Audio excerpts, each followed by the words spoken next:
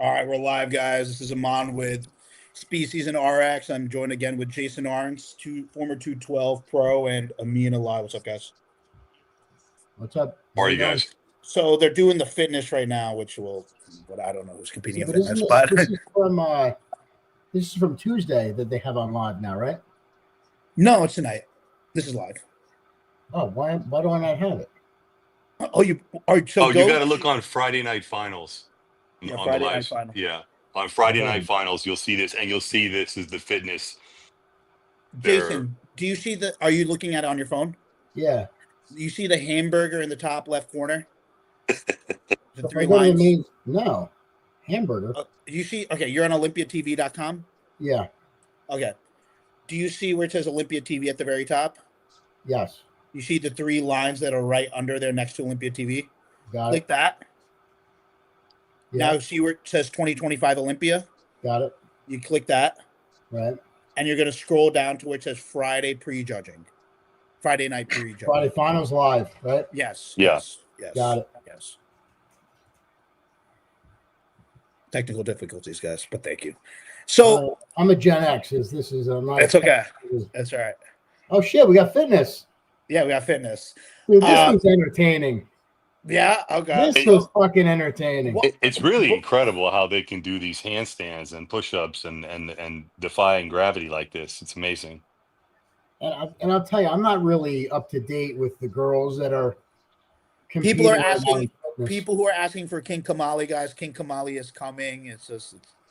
He'll be here in a minute. So we're supposed to have King Kamali, Armand Adibi is going to join us, and I believe Nate Spear is going to join us as well. So we should have three more coming. So it's not just going to be us three, guys. So guys, Jason, you watched the 212 with me, but Amin, you saw the 212? Yeah. I thought it was pretty clear cut that Keone was going to win as I watched it, but then I saw pictures, of course, and a lot of people are now pulling for Shaun, but I still think Shaun looked better than I thought. He did. We were talking earlier, and dude, this might have been his best showing. I think it is by far. Actually, it is. In my opinion, yeah. And I said that was either his best or the best we've seen in a long time, but I do think the distension is still quite a bit. And I'll tell you. Well, I think as he put on that more and more size, it's still there. Yeah. But overall, I think not so much maybe as far as the waist goes, but I think his condition as far as dryness, he really had that tight, dry look to him, and I think Keone could have been a little fuller. Yeah. So, do you think Keone was a little, again, looking at the pictures after looking at it live, do you think Keone was a little behind on his conditioning? I think he's gonna. I think he's a little flat because I've seen the videos of him prior to this, and when he was full, he had a little bit more, to his muscle, a little bit more, like the skin was tighter and stuff like that, and you saw more lines in it, even like on Instagram, even though I know it's not a good judge of it. So I think that he's probably going to reassess the situation, eat more, relax, and probably come eat even better. Jason, what do you think? I think I'll tell you, it's tough because you see guys before the show, in the depleting stage. Sometimes you see them when they carb up, and there's something different. About when they try to overcarb, and their stomachs don't look the same, and they don't look as shrink wrapped. And it could be the different lighting on stage. It could be the oil. It could be a couple different things, right? But I think Keone looked a little different when I saw pictures of him yesterday in the gym. I agree. I agree. It's a different quality. And that when we were talking earlier about based upon, and I went back and watched the prejudging videos. Yeah. When I was asked earlier about who was better, him or Flex Lewis in his prime, dude, I got to stand behind Flex Lewis, after seeing the videos. Not that Keone's off by much, but there's a little Flex was grainy, though. Flex was right. It was just a different quality. He had that Dorian look to him. No, he had that grainy Dorian look to him. Yeah. Do you think? But you see Yo, the yo, yo. frustrations. Yo, what's up, King? King, I don't What's think up, me and King? you, King, me and you haven't met before. I'm Amon. I'm actually work for Dave, so it's good to finally meet you. The whole chat was asking, "Where's King? Where's King?" So I'm glad you showed up. Thanks for joining. He was signing off his OnlyFans page. He had other shit to do, and he was trying to make his timing right. King, can you hear us or no? Yeah, I can hear you. Oh, okay, good. So, King, we were just talking about the 212. Okay. Did you get to see the prejudging at all? And what were your thoughts on it? Yes, I did. I think it's Keone's going to win it, but it wasn't a slam dunk. Yeah. I think Shaun was harder than he was. Shaun came at his absolute best, and I think that Keone has enough firepower. He's more complete. He's not as indestructible as everyone thought and everyone says that he is. He's fantastic. He's got all the tools. He's all that. But I think if he goes into the open, it's a huge mistake because he got bigger this year, but he sacrificed a little bit of conditioning for it. So you thought he was better? Do you think he was better last year? I think he was better conditioned last year. Okay. And yeah. Shaun, I was talking to Jason and Amin before. I thought the one thing hindering him was his distension in his stomach. Would you say that, or do you not think it was that bad? I definitely see it. Yeah. Yeah. He's such a perfectly balanced guy. Yeah. It's hard to pick him apart. It really is. Yeah. But he's a tiny little guy. Right. You know, and if he stands, like I would say the best example is if he stands next to an Andrew Jack, it's still bodybuilding. Right. You know what I'm saying? Right. As Jim Mannion would say, it's the muscle. You got that muscle, you know? So right. He would get smoked in the open class. He will do well at the second tier, third tier shows, but against the top 5, top 6 in the world, it's not there. And I predicted what would happen with that Turkish kid. He's 22. Yeah. He just doesn't have the muscle maturity. He doesn't have the deep lines. He's great. He looks fantastic. He's the future and all that stuff, but he's not there yet. I want to ask you guys, because you guys are all from that 90s era, and Jason and King, I know you want, respect your respective nationals.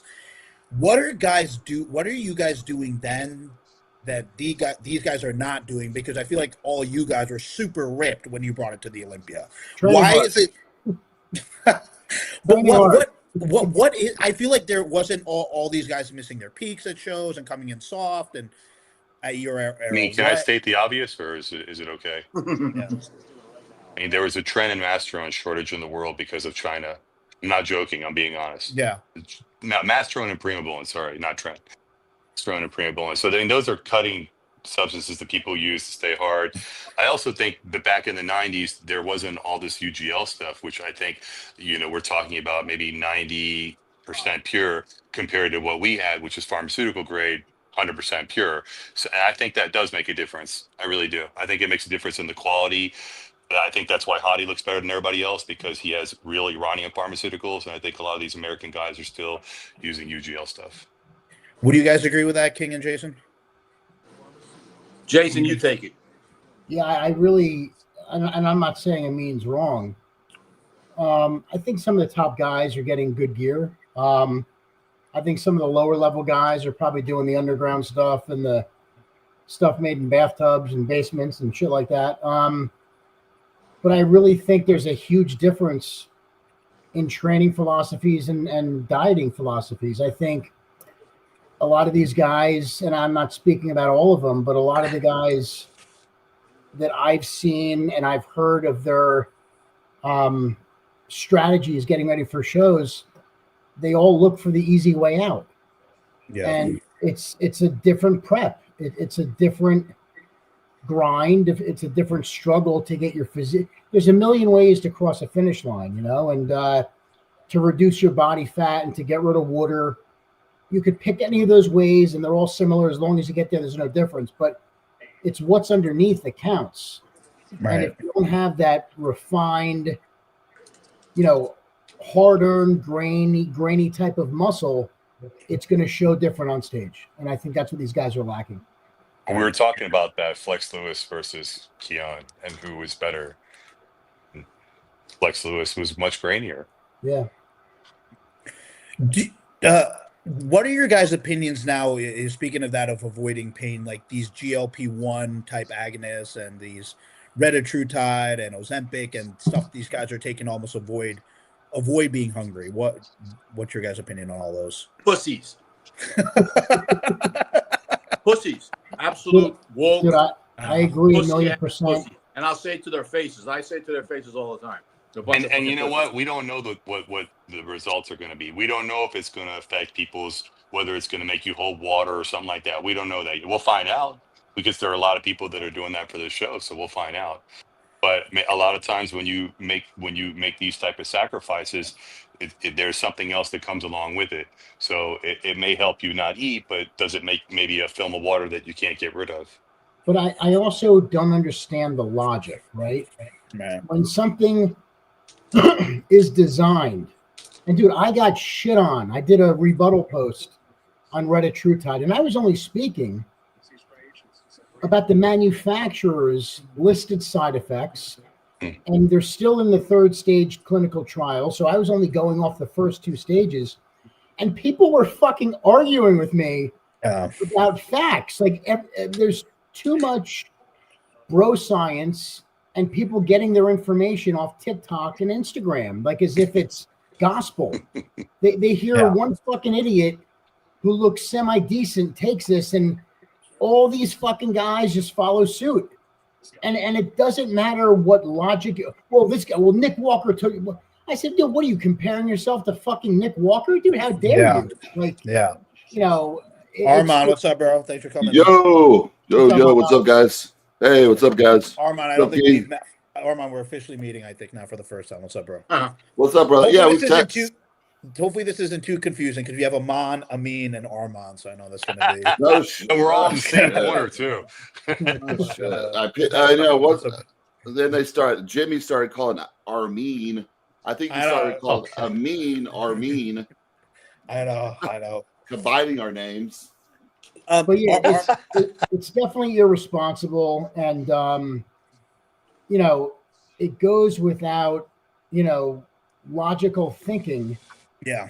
To implement these things, and when nobody knows, just like Amin said, nobody knows what the end result's going to be.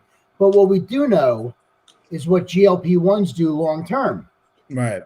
And what happens when you come off of them. And just because it's a 3-stage, glucagon agonist, they think the other 2 are going to save you from the side effects of the first one. It's just right.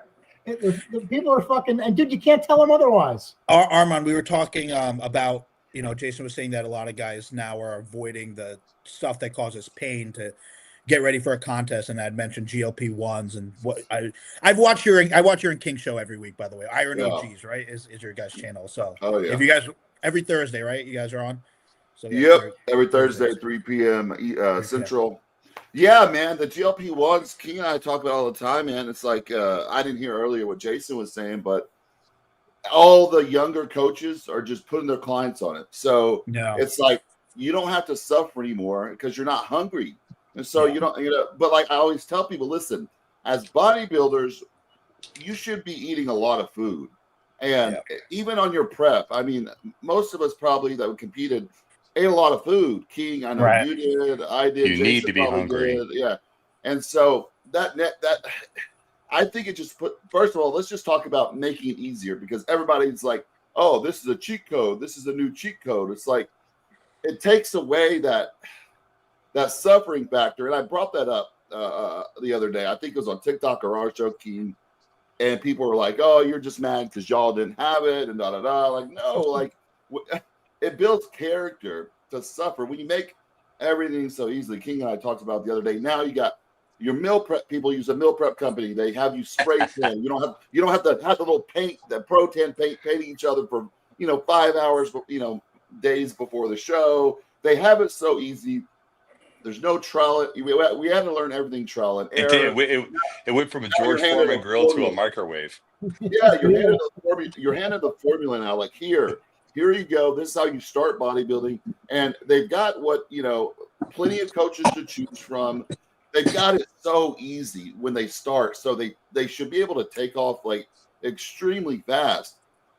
Competing, King, Jason, y'all were ahead of me. doing really, really well. And then when I started competing, it was like even that way too. We didn't have we had MySpace, and no one was talking about formulas or gear at all. No one spoke about gear back then. It's to your buddies, and that was it.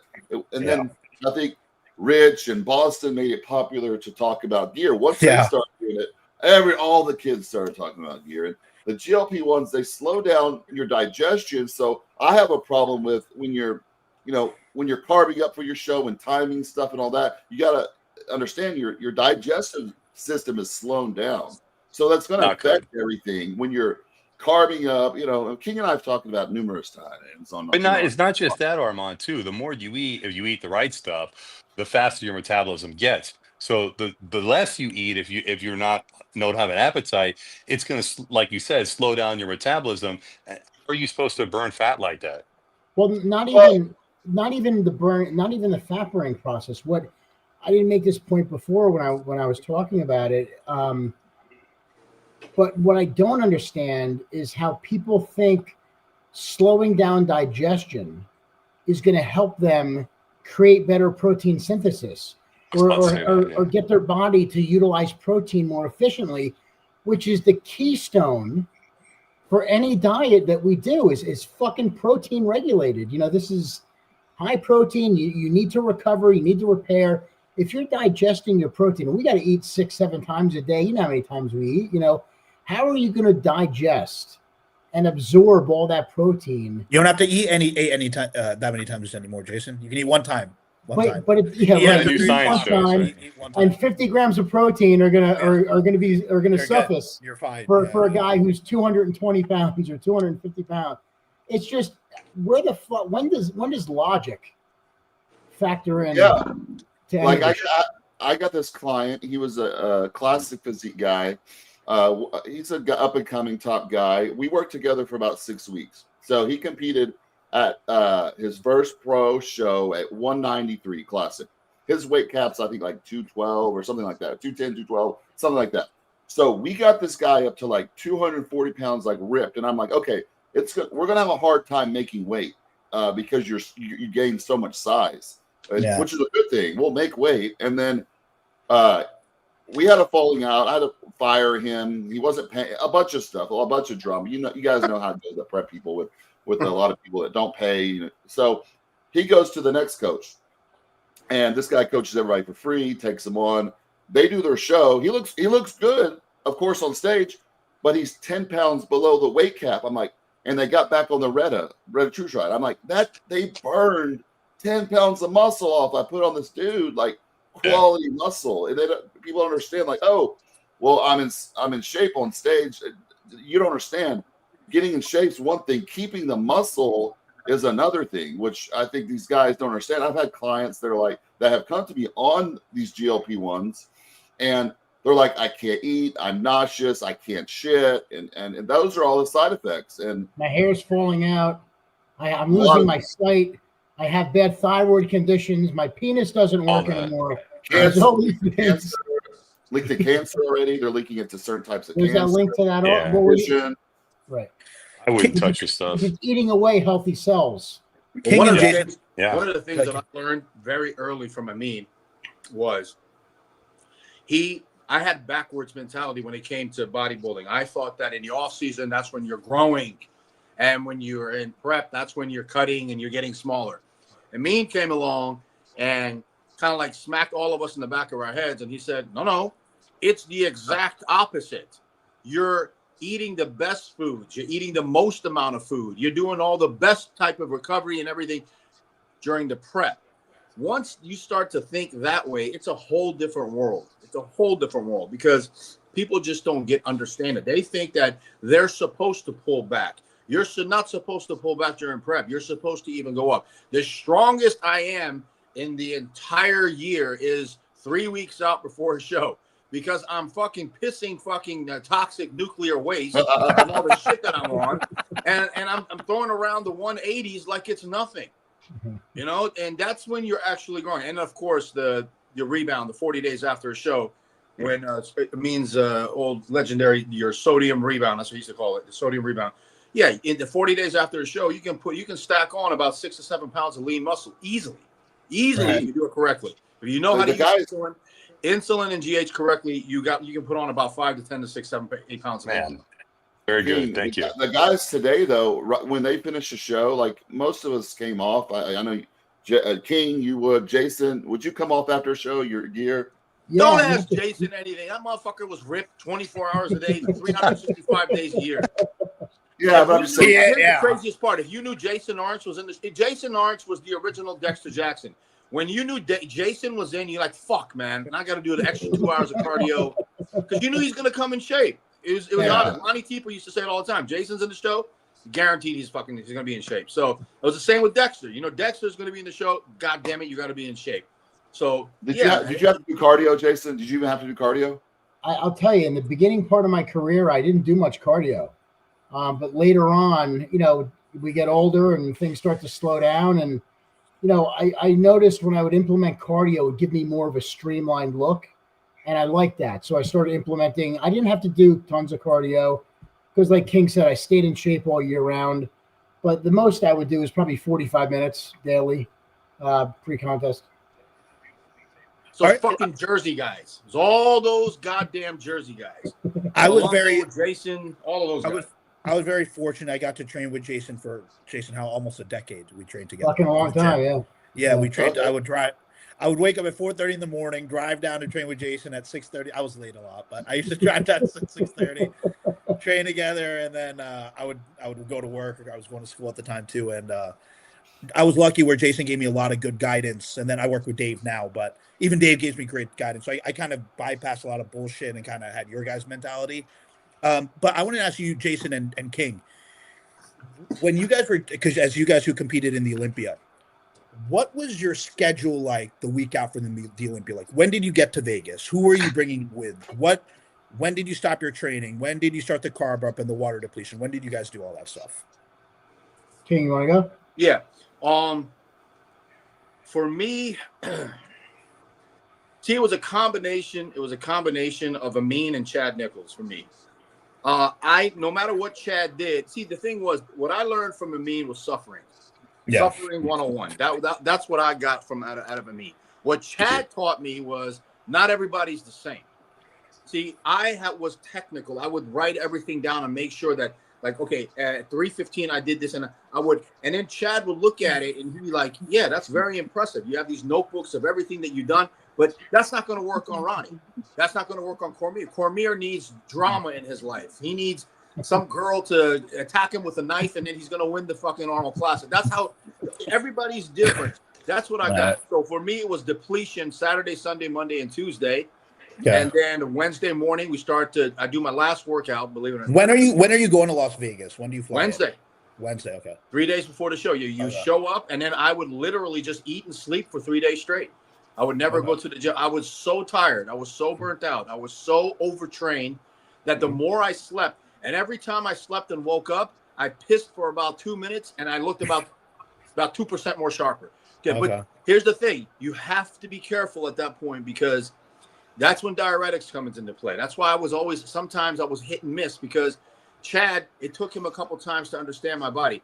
Like some people can take the diuretics because they didn't work as hard as I did. They didn't suffer as much as I did. So for us, it was loading. So you get there on Wednesday, you load Wednesday and Thursday. I loaded Wednesday, Thursday with insulin. Friday, we pulled the insulin out. We switched over to just the plain old rice cakes and all that stuff to dry out. And if we needed something, Chad will always say, well, we're just going to pull a little bit more from Friday to Saturday morning, and you were good to go. Okay. And then Jason, how about you? What was something similar to what King did? So I'll tell you, my biggest fear was I was super carb sensitive. So there was and one thing is I really never had any set rules. Yeah. You know, my body was different. All of our bodies are different. Every prep, you could never really do the same thing twice. It's always got to be altered in some way. You know, you had your formula, but there was always little variations that always took place from one show to the next. Yeah. There was some shows, hey, my legs are looking good. I'm going to keep training until a week out. There was, you know, I would do a little bit during my depletion stage just to get rid of the glycogen. There were sometimes my legs were holding. I'd drop them 2 weeks out. I would stop cardio probably the Tuesday or Wednesday before, but I always like to get to Vegas on Wednesday on my last day of depleting. I never liked carving up. and then having to get on a flight, because you have that, altitude dehydration, and then you kind of rebound a little bit off the plane. Right. There's nothing you could ever do about that. So you have to always have in mind that you're going to look shitty when you get off the plane. I don't know if I've ever landed once in my destination and looked in the mirror like, okay, I'm happy. Like it was always something. So I always planned to leave on Wednesday, being that the show was Saturday, but sometimes prejudging was Friday. So I'd leave a day early. There was days you miss a flight or you can't get on a flight. You got to go, you got to do it. So you have to tweak it accordingly. The life gets in the way. Sure. But I would carb up in one day. And I think that's why I was always so dry and grainy, because I never really allowed myself ample time to really carb up, because I was afraid of spilling over. You couldn't spill over. You had a day. Yeah. Yeah. And because I was so carb sensitive, I thought, man, 2 or 3 days of carbs, I'm holding it in my glutes a little bit. I'm not happy. But Jason, you didn't really also do a severe depletion either, right? No, dude, I did low carbs pretty much the duration of my prep. Okay. I would do a moderate carbohydrate diet, and then I would deplete, where I would go super low, 50 to 70 grams for 3, 4, 5 days, and then have a day of carbs. And during that time, you increased your reps, right? My repetitions? When you were trained, yeah. Yeah, I mean, there was times when I didn't change my reps until the week before, when I really wanted to deplete glycogen. Right, exactly. Yeah. And then I would back off the intensity. I would back off the weight and just do more repetitions, just to burn some glycogen, and hopefully absorb and pull more glycogen into the cells. You eat a cookie or something backstage? No, I never did that. I was a big believer, and I know everybody has their ways of doing things, that I liked. If I didn't use it to get in shape for the show, I didn't want to shock my body and introduce carbs or dairy or foods with ingredients that my body wasn't used to, because I was so sensitive that I would have body allergic reactions to certain foods that I wasn't used to. Inflammation. So, yeah, like certain things like that. And then later on in my career, I started giving I was like, you know what, I'm a little flat. Yeah, I'm dry, but I'm a little flat. I don't look the way, my arms didn't look as good. They were flat. So I'm like, I'm going to carb up 2 days. I'm going to, and you fucking take a shot. Hey, it worked. I'm going to carb up 3 days. Yeah, it was a little too much. So you find your balance. You guys, a lot of these guys are getting to their weeks before the Olympia now. They'll go to Airbnb and get weeks there. So they've got it good, because they get adjusted. And Vegas is the hub of like all the best gyms in the world now, or the US. And it's also very dry there too. So you kind of you got to adjust. I remember when you breathe, you lose a lot of water. My friend Chris Jolly, which passed away, he didn't pass away at the USA's, but when he went to the USA's, he was taking Cytogen and a lot of other stuff that dries you out like bad. And he lived in Dallas, and when he got there, he was a light heavyweight. After he got off stage prejudging, luckily his girlfriend at the time was a nurse. He started puking and feeling really sick, and he didn't want to go to the hospital. His girlfriend or fiance or whatever was like, we got to go to the ER. So he went to the ER, and all his organs were failing completely, like failing. Holy cow! And so he was in ICU for a month in Vegas, barely lived. Okay, so he comes back like a month later, and I go see him at his apartment. He answers the door with a cane. This guy's 24 at the time, with a cane. All his hair fell. His hair, his eyebrows, his eyelashes. Did he do? His eyes were completely red, like the whole white was completely bloodshot red. His fingernails fell off. His skin was scaling, and he was 130 pounds. And he sounds couldn't like walk. he went through What happened? fly. That's what he What sounds happened? Well, he dried out too much. Plus the Cytogen, he was always too dry, and then plus the diuretics. No, but all the stuff is, all the side effects. And being in Vegas too, being so dry in Vegas too. Yeah, Even though but total Texas is organ hot, shutdown, it's a different kind Armand. of That's hot. pretty serious. I mean, was it from He had over abusing stuff, or? Yeah, absolutely. I mean, he was doing like he always. Plus, he went on a meth binge. The what?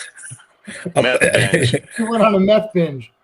No, he didn't do any rec drugs. No, I'm but, kidding. I'm kidding. He was doing him. like Yeah, right. he would start like hella testing like 8 weeks out. The orals, Oh my he was God. like all his orals were 10 times the amount I saw anybody ever took. I was like, Chris, this is what you're taking 8 weeks out. I think John O'Regan was coaching him then. I'm not sure. Oh John boy, Jesus! Oh yeah, I never dealt with John, but I know a lot of people did. He's but from I'm our not sure area John. in Jersey. Yeah, I know he's from y'all's area. Yeah. That's crazy, man. But yeah, first year. yeah, he lived. Was it a bleeding ulcer? That's why he threw up, or was it the side effect? Everything was hemorrhaging and failing. Everything. They literally said everything: liver, kidneys, like everything. The first year I did the USA, Miracle that he lived, but then he had a. I was working with a guy that was. Remember Tony Fernandez? I don't know if you guys remember that name. He had trained Derek Whitsett, Carmela Curitin, Andy Danetta. He worked with me for a little while in the early stages of my amateur career. My first nationals, I worked with him. I'll never forget. Excuse me. I was sucking down to make light heavyweight. It was the first year at the USA. It was 97, and it was in Vegas. And I was so worried about making weight, and I think I had taken 23 diuretics the final week. Yeah, the final week. And we didn't factor in the desert, like the desert effect. I was hovering over 200 pounds.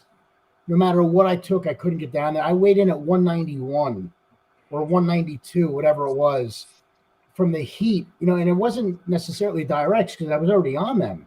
And it just wasn't coming off, and I was dry to a bone. But just the heat of being out in Vegas sucked me down that far. And I rebound back, and I filled out. It was I had a great look. But that was the first year I won the light heavies at the USA that year, but didn't get the overall. I'm sure hope you look good after all that. Yeah. Yeah. Armand, you joined a little late. We're jumping around a lot, but what was your opinion on the 212? I don't know if you got to watch it. Like Keegan and I spoke earlier, we thought Keone was gonna like be a blowout, and I don't think it was a blowout at all. Like was a winner to me, but man, Shaun looked good. He was hard. I mean, it was like we spoke earlier, King. It wasn't like, oh my God, let's just hand the trophy to him. Like he pushed him a little bit. Like Shaun looked really good. So Shaun beat him in the back poses. Shaun looked really because the shoulder to waist ratio, he looked like a complete V, and the shoulders were round and bulgy. The back was like bubbly. It kind of looked a little, I don't want to say it like that, but it looked a little Flex Wheeler-ish, Yeah. The lower half, remnants of it. The lower half, Keone definitely had him from the rear, but the rear double bicep from the torso, I thought Shaun fucking definitely held his own on that. I mean, I think pound for pound muscularity, why Shaun is bigger because he's just shorter and has more muscle on his frame. Yeah. But do you think Keone is too much like structurally for Shaun? Who are you asking? I mean, just throwing that out there. I mean, his structure's great, but I mean, his downfall. Keone's problem is going to be the midsection because it's blowing out, kind of like Ronnie's was, like the linea alba that split, which I got too because I had so many hernia surgeries. I had 5, and that's what made mine start going. And it was genetically split too when I was born. I had a hernia, but I think that's going to be a problem. Keone's going to have to watch that because he's eventually going to might something like Phil Heath, where he has a bad hernia and they have to cut up you everywhere. Like my last hernia surgery, I had 8. They had to go in 8 different places and put a mesh this big, and I can't even suck my stomach in. I have a distended abdominal lower permanently from that. Yeah. So Keone's got to watch that. Going forward, especially like, what do you guys think about his size? I don't think he can put much more size on. It's just the. Well, he can. He was 211.9. Yeah, I don't think he should put more size. No. I mean, King made a great point where, and I didn't notice this, Amon, because I wasn't watching the video when you were watching it. I was just going over what you said. Yeah. But going back and watching the video, after I ordered it, he's not as indestructible as I really thought he was. That's a great, valid point King made, and seeing Shaun really hold his own at the age he's at, Exactly. Yes. where Keone, I think if he gets better, it gets bigger, his physique will get distorted. Yep. But he definitely, there's some guys that, you see him a couple days before the show and they're like, dude, this fucking guy is, and then they show up and it's like, dude, there's just something that's off. There's something not there. With him, I think he had to make weight because he was 211.9, Yeah. and last year, correct me if I'm wrong, guys, but I believe he was 204. And again, correct me if I'm wrong, but the size that he put on came with a slight amount of distension in the midsection, but that slight amount was enough to throw him off a little bit. Yeah. I want another question I wanted for you guys, because me and Jason were talking about this earlier. Back in the day, there were like 212. There was like 7 or 8 guys that you could name. Do you think this 212 division still has kind of a future, or do you think it's going to kind of go away? Or what do you guys think? Jason, I'd start with you with that one. Well, I just, and it's funny, I was just with John on his podcast and they talked about it and they were talking how the guys now are more dominant in the 212. And I was like, dude, I disagree.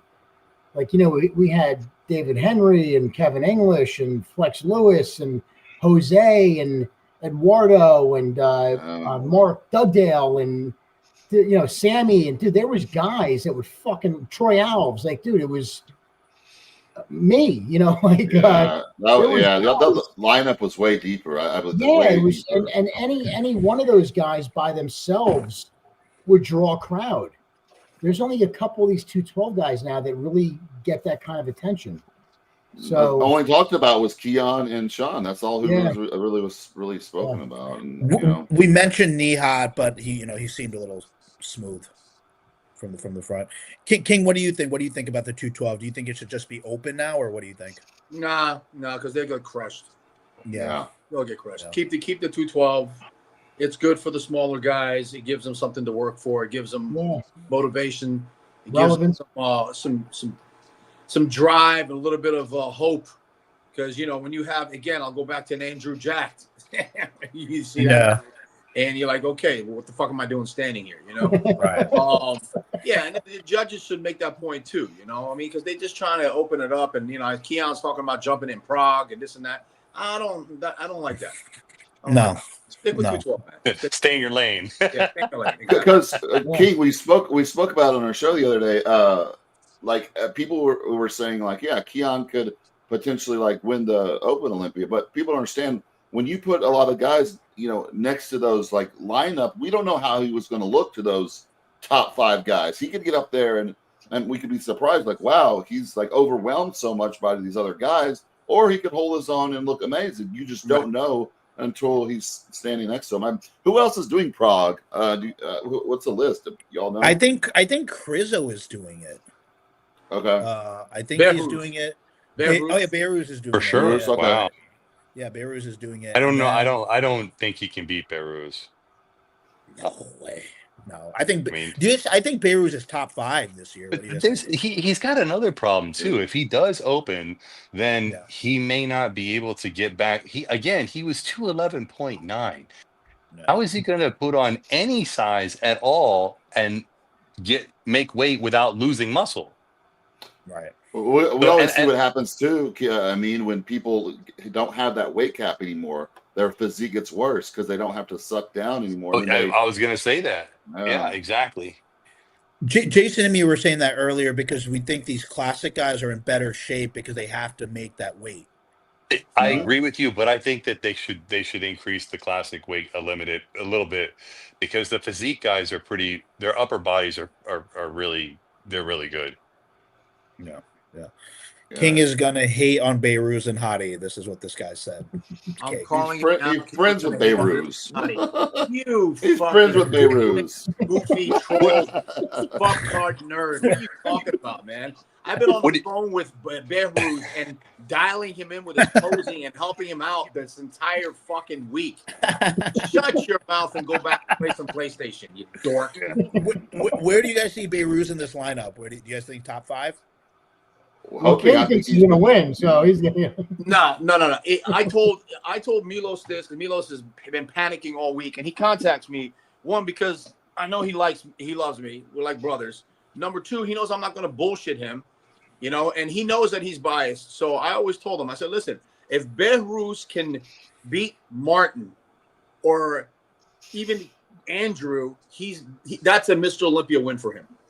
Yeah. That is a complete victory for Behrus. Cracking into that top 5, top 4 is incredibly hard because these motherfuckers are coming. Now, that's especially this year. They're all 100%, which they never are. We know. Where does Behrus need to make his improvements, do you think, to level up to that top 3 kind of spot? Fullness in the legs and chest. Okay. There's only a few guys nowadays. He's very dangerous. That's a problem, King, and that's a great point because there's a lot of guys that don't have those sweeping thighs. Right. The way we're used to seeing them. Like right. Everybody had them back in our time. Everybody. You know, now that's like they're big, but they're straight on the sides. They don't flare out. Jason, they also don't. They keep their feet too far apart. They're shot up though too. No one ever did that. That also. And I also don't think they do like hack squats with their feet close together. You know, I was always big on that. That's what builds your knees in, feet together. Right. The teardrop. Come on, did I always teach you that? Yeah. Right? I used to lay on the floor after those sometimes. He would That's cheat. what I'm talking about. Beat hack squats like that. Jason knows. They used to scream and yell at us on stage. Put your feet closer. I mean, they used to tell us. Yeah. If they saw us standing like that, they would tell us, like Mannion or whoever's judging it, we're like, no, that's not correct. Turn it, do this. It took us a long time before we could even twist a little bit. They used to give us shit for that. And Kamala, you know, now they got these moron posing coaches that are telling people to actually do this. Okay. It doesn't look right. And again, when they turn around from the rear, okay, and do a rear dole bicep or a rear lat spread, the knee should not be out further than the shoulder. But it is. The only person who can get away with that is Nick Walker. He's the only one that can legitimately get away with putting his leg way the fuck out here, and you know, where it's like they're riding a horse. Let's be honest. These guys just aren't working on their pose. These guys aren't posing like they should be. They're not practicing like y'all did. Not like we were.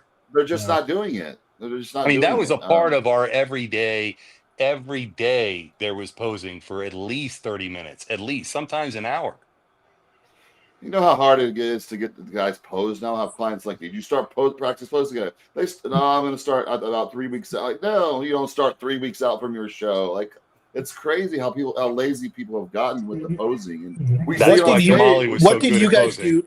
What did you guys do for like a posing schedule? Like when you were getting ready for a show, how early did you guys? I'll start with you, Armand. Like, when did you start posing? I mean, we pose in the off season too, all year. I mean, pose in the off season, practice posing, you know. But once a contest prep, every other day, at least 20 minutes, and then as we got closer, every day, like 45 minutes, you know. And that's not even putting a crazy routine together like King used to do, like, you know, that's just normal mandatory poses. That's why a lot of these guys, like, you know, they're having trouble hiding their weaknesses, and they could look a lot better, like. King, did you ever talk with Behrus about certain poses? You know, like how he locks his butt out and pops it back in a few times, and how he stands up. I can't tell you how many conversations we've had in the past 3 Why weeks. does he not listen? Why does it's not about not listening? It's here's some exclusive shit so people can, because Behrus is such a private guy. He always asks me and other people not to put his business out there, but you know, we can put it out there now. Prejudging's here. He's in Vegas. His whole thing is, he says, and I'm quoting him, it doesn't feel right. He keeps repeating that over and over again. So the problem that I have, I love his front double bicep. I love his front lat spread. I love his side tricep. I love his back double bicep. I think he should lean back a little bit more on his back lat spread because he stands up a little bit too straight. But his side chest, he's such a thick and shapely, beautiful body. Yeah. I keep saying it. I've sent several pictures of Kevin Levrone. How Kevin used to blow out his obliques and his abs in that side shot and sit on it. So like, you got to take your hips and bring it up 1 inch. Bring your hip up, twist it upward, and then blow it out. That is how you do it. And he tries it, and it feels, quote, uncomfortable for him. And the twitching. I've gone so far to send him text messages and say, hey, look, man, Tyler Mannion says you twitch. And that's going to be your head. That's the guy who's going to be judging you, man. You got to stop doing that, letting it go, relaxing, and then letting it go. And you got to hit it, nail it, and keep it there. That's what they want. Kamali, did you tell him that it is supposed to feel uncomfortable? So it is uncomfortable. About me. Milos has told him his. But the people there told. But here's the problem. Here's the major problem with the Iranian athletes. You guys have to understand, they are gods. That Behruz is Dan Marino to Miami. Behruz is Don in Denver. They are considered gods over there. When they walk into the gym and people like bow down to them. So it's hard for them to take criticism. And for somebody who's going to say, hey, you're not doing that, because he'll turn around and say, man, I qualified for the Olympia 4 years straight. What are you talking about? I know what I'm doing. You know, it's that mentality, right? And it's not his fault. It's definitely not his fault. But Armand, to answer your question, we've tried. Yeah. We've tried. And I got a shit for it. I got thousands of hate mail this week from people saying, why aren't you in Vegas helping him with his posing? Because you hate him. Because you hate him and Honey. My son's also got a football game and my daughter's birthday. So my children come first. That's why. But I can't help it if he's not going to do it. It's not going to work. That's he's going to climb the ranks and all that. He's got to fix that. You know. When did you guys see the posing switch so much? Like how Derek poses, everybody's like riding the motorcycle, their arms way out there, their feet so far out. What year did that change? Like, I blame that on Branch Warren. I blame it on you, Branch. Okay. I blame it on Branch Warren. Who started that? Okay. It goes back. Yeah, Branch. I don't know if it goes further back than him because everybody was keeping their legs closer together. From my memory, Branch was the first one to put his feet wide apart. I think you're right. And I remember, and it worked for him, so. He was the only one that was doing it then too, because everybody else was still keeping their Tony Freeman, all the rest of the guys, they were still keeping their legs. Even the bigger guys were still keeping their legs close. If you go back to the 2001 Arnold Classic and you look at the top 6 guys at that show, we were all our feet 3 inches apart, standing, that classic front relaxed position, classic back relaxed, but it just gradually just got wider and wider and wider. And one more thing, I think the guys that were lesser structurally inclined stand that way. Like the guys with the good symmetry, they stand like a statue. I think it would improve the symmetry of the people that are less symmetrical if they did it this way. I agree. Yeah. Why are some of these guys who are like elite, like Andrew Jack comes to mind? Like, why is his presentation so bad for a guy who's so talented like him? It is and it isn't, right? Like he can do the splits and he has some great poses, but at the same time, he also keeps his legs way too far apart from the front and relaxed, and also puts he has long limbs too. He puts his right rear leg in the rear double bicep so far out that it throws off the upper body. It doesn't look right. Yeah. Yeah, because I feel like for, you guys who are competing, like Jason King, you guys are in the Olympia, I feel like you guys would do everything in your control to make sure you're at your best, and posing is in your control. So I had Fairfax Hackley, man. I had Fairfax Hackley. That guy was, if you're listening, Fairfax, my God, the torture he would put me through. Hold each pose for 60 seconds. If you dropped it, he would get in your face. He would yell at you. All the way up to 1 week before the show, it was all nothing but brutal. You suck. Who do you think you are? They're going to eat you alive. And then at the last 1 week out, he'll come and give you a big hug, say, all right, man, I'm proud of you. You made it this far. And tears start coming down. That was Fairfax Hackley. You don't do that no more. I don't see anybody in posing rooms anymore. Yeah. Anybody. They're doing their social media pictures for like 5 minutes. I think it goes with the argument. In the dark lighting. Yeah, it goes with the argument how people look for the easy way out, right? Like there's a system you could follow. If you look, this is what a bodybuilder does. This is what's implemented to perform on stage, to get your physique to look a certain way. And these are the things you do. And I think through the years, people have systematically found ways to shortcut that. And in the process, routines didn't matter as much, and I don't know if they still do. When they mattered to us, it was a sport, but it was also more of an art form. Like Dude, I used to fucking run. I'd be competing with King backstage, and I would run to the fucking side because I couldn't wait to see his fucking routine. It was just entertaining. No. And everybody carried their own weight. When King turned pro, he had a standing ovation from everyone in the place. He rocked the house. It was awesome. I was there. I was standing too, dude. Shit, the thing that I remember from that show was Lee Haney. And when I walked off stage and he pulled me aside, and and he's Lee Haney. To me, he was a god. He wasn't even a human being. He was a god. And he pulled me aside, and with that Atlanta accent, saying, you're gonna make a lot of money, son. Just win be the people, win the fans, guest pose, do what you got to do. You'll come into your own and all that stuff. And I was like, man, I can't believe Lee Haney's telling me this. It's out of control. But again, it goes back to Jason's absolutely right, man. You got to pay your dues. I mean, listen, if I sit here and say these things, and Jason says these things, and Amin says these things, we're like, people are going to turn around and say, like that douchebag that just came in. They're going to be like, you guys are, all 90s, and you're hating on the new breed. Well, when I'm watching people in the locker room, these fucking kids, and they're downing, pouring the fucking things in their mouth without the water, and then downing it with a Red Bull, I'm looking at them, I'm like, what the fuck is going on here, man? And their flip-flops.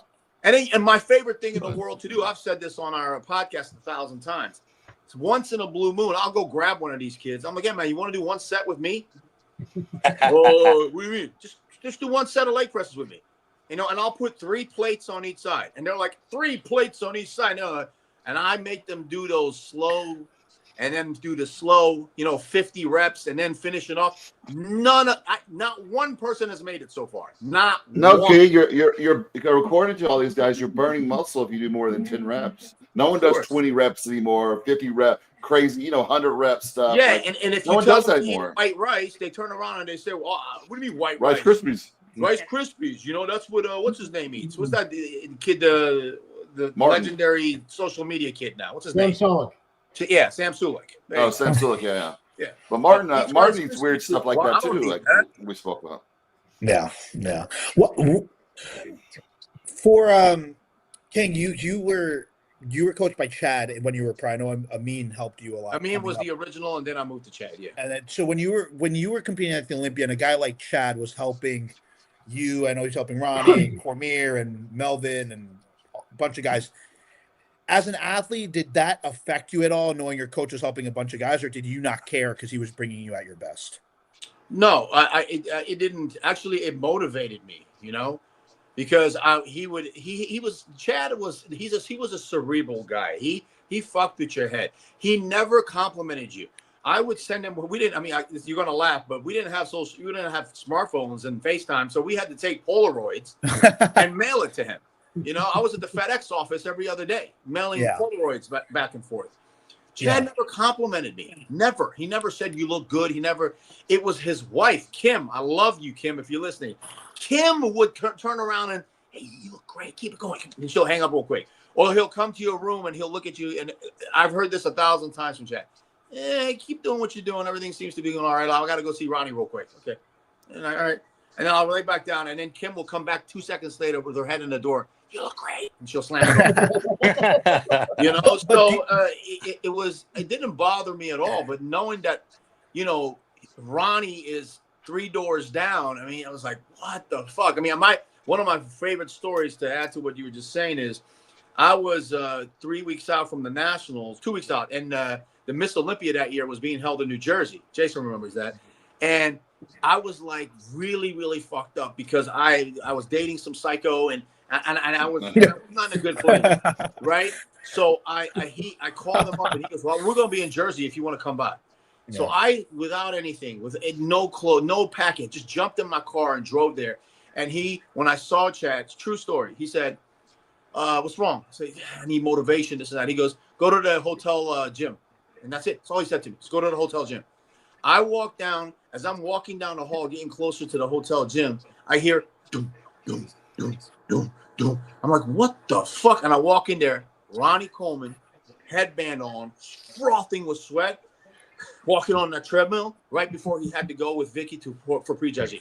I saw that and I said, I'm the biggest pussy on the planet. Not even kidding. I hopped back in my car, 3 hours back home. 2 weeks later, I won the Nationals. Yeah. You got to tell people, like some people, like they want a cheerleader now. If you don't tell them like how great they are all the time, which that's not my style when I coach people. They want to go hire another coach. It's like, why aren't you giving me positive feedback? I'm like, what, like cheering for me all the time, and that's become a problem because people want that. They want to be told that doesn't make a person better. Like I think a style. Even when I played soccer, my coach, I mean, he was mean. I mean, he was like, kind of verbally abusive, but it made everyone better. We wanted to be better. In bodybuilding, you could never feel like, okay, I'm good. I'm not good enough. I got to get better. I got to get better because that's bodybuilding. Well, they don't care if they're better. They just want to feel good. Yeah, feel good. Yeah. Oh, my follow up to that, King. Like, do you think guys like Derek, who's he's being coached by Aceto, who's coaching a bunch of guys in the show, or who's the other Stefan, who's coaching a bunch of guys in the show? Do you think it bothers Derek, or it bothers like Martin that their coach is also coaching a bunch of other guys who might be in the top 10? I think it bothered Derek when he was working with Hani and Hadi. Yeah, I think it bothered. Yeah, I definitely think that. I mean, they're working out together though.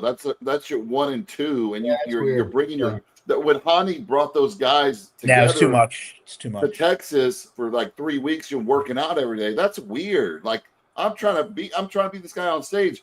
Why? Like, no, they couldn't have liked that. Like, Jason, you didn't Derek. Like that, did you like going to like? I like to stay at the gym that I was there for 16 weeks at. I didn't want to go to other gyms. No, I was a creature of habit, dude. I stayed in my element. Yeah. I trained with my shirt on. I was, I would pose at the end when nobody was looking. I didn't like anybody looking at me. Yeah. I never really had, it's funny, what you just said before, Armand, because I don't think anybody really complimented us, we're all abused children, more or less, like we never really had positive reinforcement, so we grew in that, in that darkness, where now everybody, they need to feel better about what they're doing. But, I didn't like to travel. I didn't like anybody else seeing me. I liked using the machines I felt comfortable on. I liked, being in the lighting that I was in on a regular basis. So I knew that was my control. So if my training felt different one day, I know it's because of this, not because I'm in a different gym at a different time in a different area, in different lighting, and I look different, and eating food that's preconditioned or whatever. But who was the worst?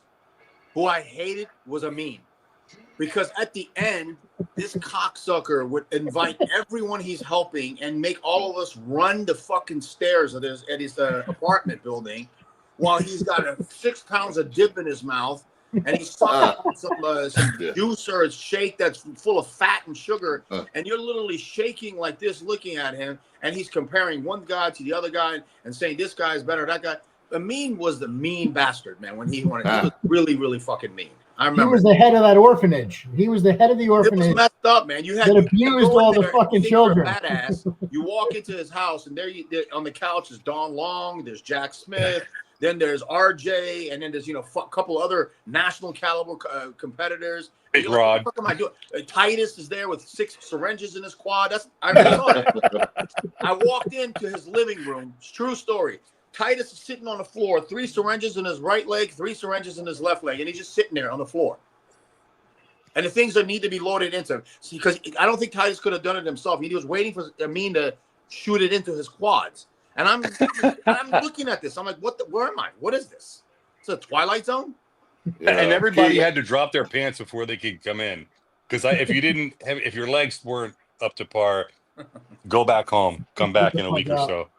My first show I competed in was a teenage show, and the guy that was going against is like everybody's like, man, this guy, I don't know, he's really good. Craig Titus is prepping him. He's loaded up with gear, and I was natural at my first show, and then after I beat the guy at the show, like we started talking backstage and all that. And we competed again a couple of shows later, but he would go to Craig, train with Craig all the time. He's like, yeah, every workout, Craig would go to the bathroom, shoot 5 different shots like in a body part before the workout, and then take a huge dose of Nubane. like 3 mls, just right in his cap or quad or whatever. Yeah, and, like, and an 8-ball. Don't forget the 8-ball. yeah.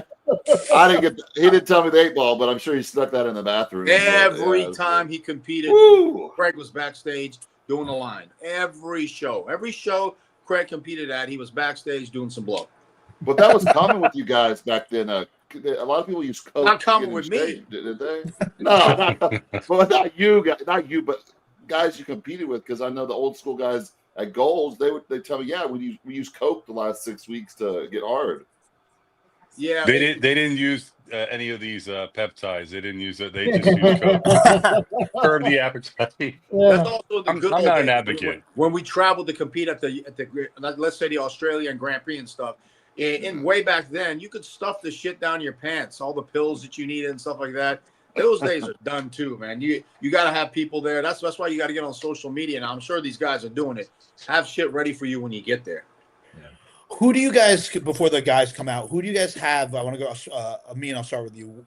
Who's your top? Give me your tops. Oh, don't start with you, Jason. I'll start with you. Who's your top 6? Yeah, top 6 in the Open. I did a post earlier after we did our morning prejudging for the top guys for the Open. And I have Samson in first. And look, all this is, I had one guy already message me, like, how can you pick Nick for second? Dude, it's just, he could be third. I don't fucking know. Like, I'm not, I don't have a crystal ball, but based upon Nick's hype, the way he's looking, his waist has been looking smaller. Now, I've noticed in the past where his waist was looking smaller for a show, and then he gets on stage and it's a little distended, and if that's the case, he could drop to 4th or 5th. Right. I have Hottie in 3rd. But Hottie and Nick could switch, and I think Derek will drop to 4th, and then who would have in 5th and 6th? 5th, I believe I might have had Beirut, I believe. No, Martin in 5th and Beirut in 6th. So you don't have Andrew Jacked in the top 6? I had Andrew, I believe, 7th. Okay. What about you, King? Top 6. I got Samson winning. I got Hottie 2nd. Nick 3rd.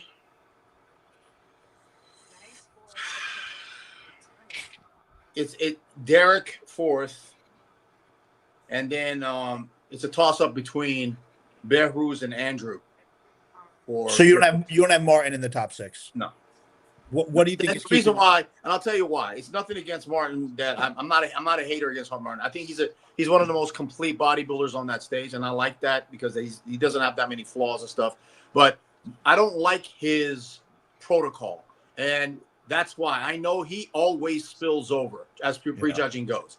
He becomes a sweat bucket, and that's all that, because from what I've seen with him and Brett Wilkins and stuff, with all the oil loading and all that. When I say oil, I mean like extra virgin oil, all that stuff that they do. I don't believe in that stuff. I'm a broccoli, rice, beef, chicken type guy. Very, very basics, ABCs, because then you know exactly what you're going to look like and stuff like that. So. I think that Behruz is going to expose a bunch of like the Andrews and stuff, but the sleeper is Andrew, because I keep hearing from, but Cito says it all the time too. Armand always says it. He's like, oh, he looks crazy. He's going to shock. I have a feeling that Andrew might be there. If his hams and glutes are improved, he might slide in there too. But I got Samson winning. Okay. What about you, Armand? I mean, let's say everybody's 100%, like we saw about the other day, King. I got Derek winning. He got his quads there. Oh, you really? Okay. I got Derek winning. Who I had in second place? I had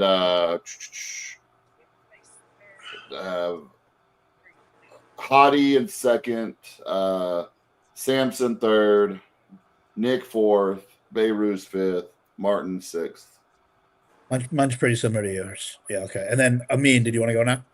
I have exactly what he said, except first and second switched. I have Hottie first, Derek second, Samson, Nick, Behruz actually, then Martin, then Andrew, or Andrew and Martin. I don't know. I thought mine was similar to yours, but you said you had Derek winning. So I think I have Samson, Nick, Samson, Hottie, Derek. No, Samson, Hottie, Nick, Derek, And then I think I'm going to put Beirut at 5th and Martin at 6th. I feel like Andrew Jack is almost like the Cedric McMillan of today, where we're going to keep wondering when he puts it all together. Well, he's older too. He's I Yeah. think he's like close to 40 or 40. He started a little later, I believe. Yeah. So well, when these guys Aceto says that Martin he are thinks young. he's gonna, if he thinks he's gonna be Derek, then I'll take it seriously. But until I hear Chris say that I think Andrew's gonna be Derek, then what are you supposed to believe? Yeah. Yeah. What do you think keeps Natalia Coelho, I think, just won the women's physique, by the way, or is it Well deserved too. Yeah, Well but second, deserved. hey, for talk about second, About the second time. place girl. Talk about having things easy. She lives here. She takes a private jet. I see that. Yeah, her husband flies her out. She has a rich husband. She takes a private jet to Vegas every year. Has her posing coach with her, which is my good friend Sheila, on there. She has her husband, her coach, and I'm like, my goodness. And then she gets crazy ripped though, man. I will say. Yeah, she just got second though. Yeah. Then Natalia, I love her. She's a sweet girl. She's always messaged me on social media over the years and all that. She's a really nice person. And who won last year? I don't remember. Who Sarah won the last. Sarah won last year. Yeah, but a couple years in a row. Natalia won one somewhere in there. I think. Yeah. Yeah, they've been going back and forth. Good for her for getting it back. I mean, good. Yeah. I mean, you see someone on a private jet. That's a little much. A private jet. I mean, yeah. I guess if I had access to that too, and at that level, I would do it. I'm not gonna lie. Yeah, I mean, I can't hate on her, but we were just talking about having some of the girls have better sweeps in the quads than the guys. Oh yeah, their legs are strided. Her glutes are crazy. Oh, she always has crazy. Well, glutes, yeah. What is someone? Someone just asked. Someone just gave $2. Our new 2025 Olympia will be Andrew Jack. I don't think so. No. Yeah, no way. Some people are just so big fans of somebody they don't see the big picture and take into reality who can place what's realistic. And hey, I'm the I'm the one predicting Derek. Most people I talk to, they don't have Derek winning. Derek on paper should win. Yeah. Why do you think a lot of people?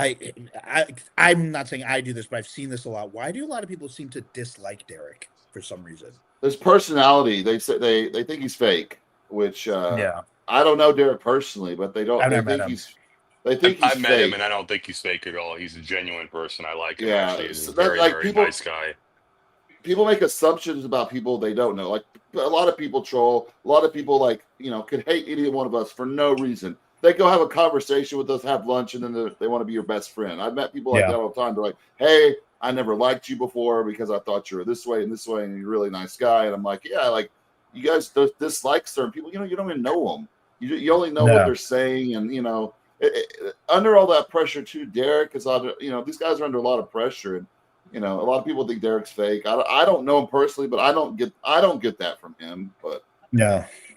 I don't think that's it. For me, it's not about him being fake or anything like that.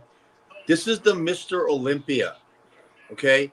You have to represent our champion, our sport, our everything. I just don't see him as our Mr. Olympia. I don't see it. Samson, I see it. Yeah. Hottie to a certain point, yeah, I see it.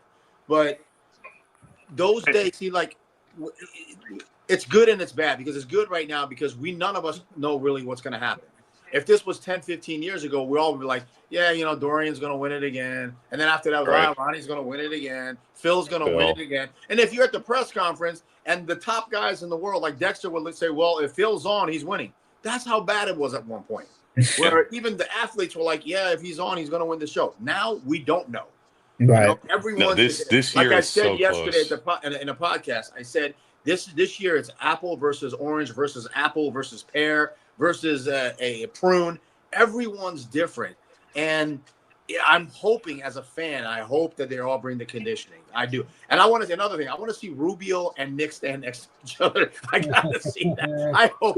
And for that, I want to see Samson and Andrew stand next to each other. Yeah. Well, we'll see that. Where do you guys see Urs in this lineup? Do you see him cracking the top 10? Oh, I had Urs in like 8th. I think Urs is going to pull off. Yeah, I don't know. We'll see. We'll see. I think he's going to be a little soft. You got it, Jason. I would think the same thing, but then I think I'm like, well, Bonac is in it. Can he be Bonac? Well, Brandon Curry's in it. Can he be Brandon Curry? I keep thinking, then these names keep popping up in my head. Yeah. I don't think so. I don't think the first year, even Bonac, he's just too much. Do you think he beats Good Vito? That's Good Vito. I call the X factor. He's big. I'm looking at his pictures at the athletes meeting. The guy's a monster, man. Yeah, it's huge. I don't know if he's got the size to beat him. I guess it's all going to depend on who's better conditioned. If Earth is dry, I mean, he's gonna place a lot higher. Yeah. What about Regan Grimes? What do you think's going on? Because even though he's young, he's been around for a while. Why is he an honorable mention? Steve Kuklo 1.2. But what do you think is conditioning? Yeah. That's it. Do you think he coached? There was nothing wrong with Steve Kuklo. He was great. Yeah. He was big. Yeah. He was good looking. He had everything going. He just conditioning. He worked with Hani, couldn't do it. He worked with that chick in Texas, couldn't do it. I mean, it's just conditioning. I'm friends with Steve. Really like the guy. I'm friends with Steve, and here's the deal. When George got sick, he was doing really good with George as his coach. He got that girl, Gina, training him, okay? First, she started training him in the gym because he needed to be pushed because Steve was took his time in the gym in between sets, would sit around a lot. He needed somebody to push him. I like Steve. We're close friends. He lives here. We've grown up together and all that. But when Gina started training him, Gina didn't prep any men. She had female clients. And then she used to pose a lot of my clients because she lived in Oklahoma. So all my Oklahoma clients would go to her for posing. She didn't prep any. And then all of a sudden, she's prepping Steve for shows. And then we spoke a little bit about prepping, me working with Steve. And then we had the same massage therapist. And then they're like, Steve, have Armand help you. He's right here. He'll see you. And he was just like, I don't like how Armand feeds all his clients a bunch of junk food and stuff, which I don't know where he got that from. Like, I think he was talking about like the carving up phase, or I don't know how, everybody eats burgers and IHOP, like we're talking about, there are pancakes. Everybody does that shit. But I think when he got that Gina girl, like that, it's just, she didn't know how to prep a top pro bodybuilder. I mean, come on. I mean, she never had guy clients, and then going from no male clients to prepping a top, competitor at the Olympia.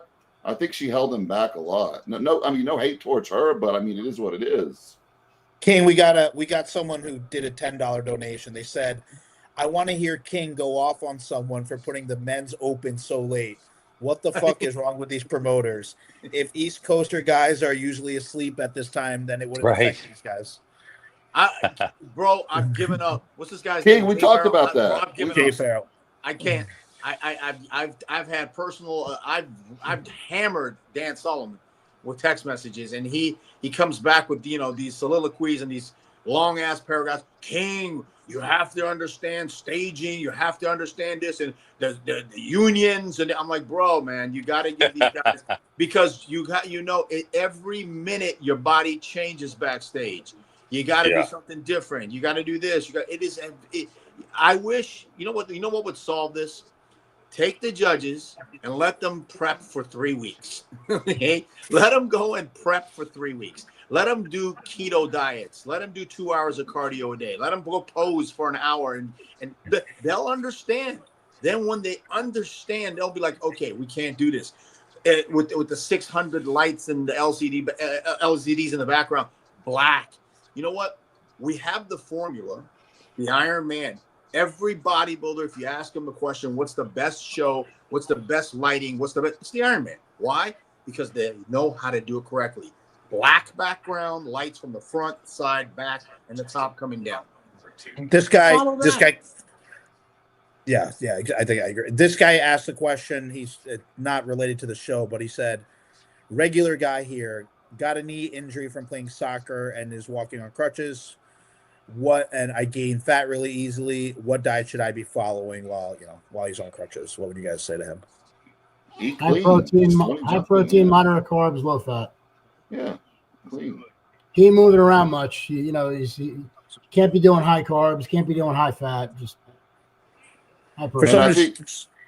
Go ahead. I think a problem a lot of people make, like bodybuilder wise, if they're not training, they try to eat the same amount of food, also, and you're not burning all those calories. You're not training, so when I got injured, I've been injured a bunch, from different surgeries, but I would eat like 3 meals a day.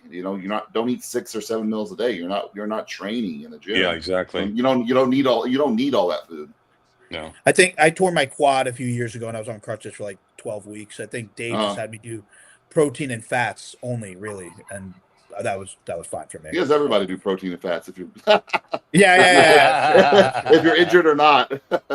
in contest prep, he really didn't do that much. Well, we alternated protein, fats, but he does a little bit more carbs, I think, than people realize. But we were talking. Getting back to we were talking about Regan. Do you guys think the fact that he is jumping from coach to coach to coach is also hurting his progress? Because he's already on his second coach this year. He's working. A lot of these guys do that. Ivan, a lot of these guys do that. Keone and I talk about it all the time on our show. They do. It's like coach to coach to coach. He's had every single coach, or I get people. They've had like 4 or 5 coaches, like good coaches.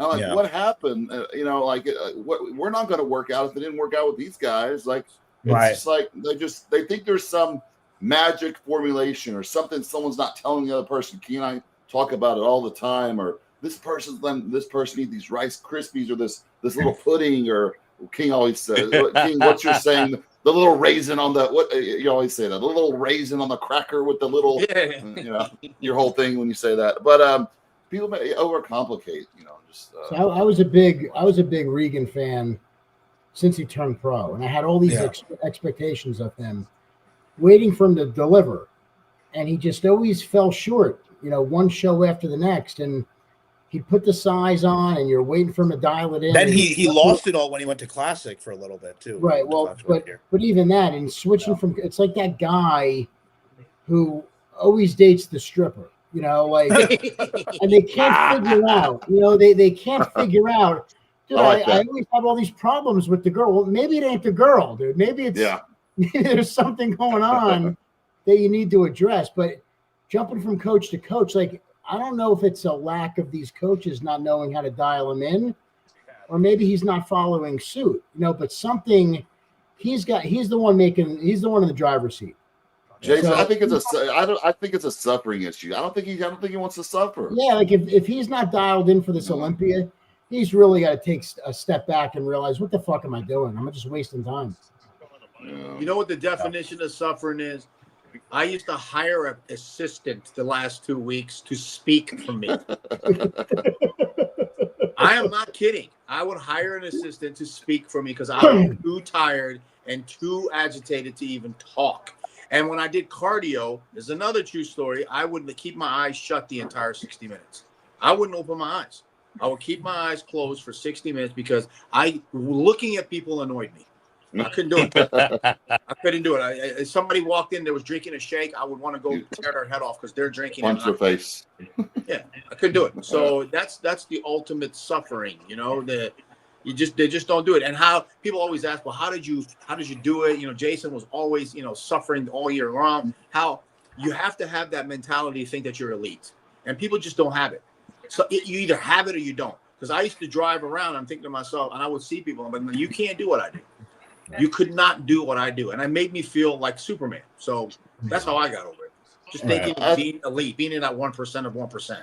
Yeah. I think Regan too, he makes good money from all the social stuff. And he's one of those, I don't want to call him a social media bodybuilder because he's a great bodybuilder and he works hard. I'll obviously be on the stage, but I think he's more of a guy that enjoys like the social media aspect of it. Because there's a lot of people like that. Like, I prep too. They like the social media aspect of it more than actually getting on the stage. I've had some clients that they hate getting on stage. I'm like, why do you do all this? They're like, I like the whole process except stepping on stage. There's a lot of people like that. I think Regan just enjoys everything else but the suffering and the stepping on stage part. I got a lot of girls that are like that. A lot of girls that contact me for coaching. They like structure. Yeah. They're like, when I'm not dieting, I'm fighting with my boyfriend. I hate my life. But when they have that structure, when they have to wake up at a certain time, do their cardio, do this, their life seems to work better. This one guy asked a question. He donated $10. Oh man, this is kind of a long question. Who in this year's lineup do you think has the best of each body part? Who has the best legs, arms, chest, back, abs, conditioning, and structure? Arms, Nick Walker. Yeah, probably. Yeah. Hamstrings, Nick Walker. Do you think who has a better back, Nick or Derek? Ooh. I like Derek's back better. You know, Derek's, I think, is we'll see tonight. I think Derek's we is a little will. thicker, but Nick's is drier and a little, little leaner, a little more raw. Behruz is gonna be right in there too. He's got a great back. Yeah. Legs, I go with Samson with legs, dude. He's got those sweeps. That's crazy. What about Hottie? Hottie's legs. They're a little straight from the side, but they're fucking big as shit, dude. They're dry. What does Hottie need to do? What does Hottie need to do to win? Back. Rear double bicep. His back has to match his front. That's it. His rear double bicep. Yeah. All right. What about who's the best shoulders? Andrew Jack. Yeah. Jack. Yeah. Right? Probably Jack. Yeah. Behruz is up there too. He's nice wide. Yeah. Andrew in person, I've seen him backstage several times.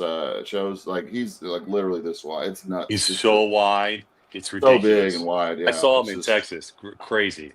He's relaxed too. He's just standing there just like that. Chest that we don't lower pecs that you just don't see like that on most people. I mean, chest that hangs. He needed a bra.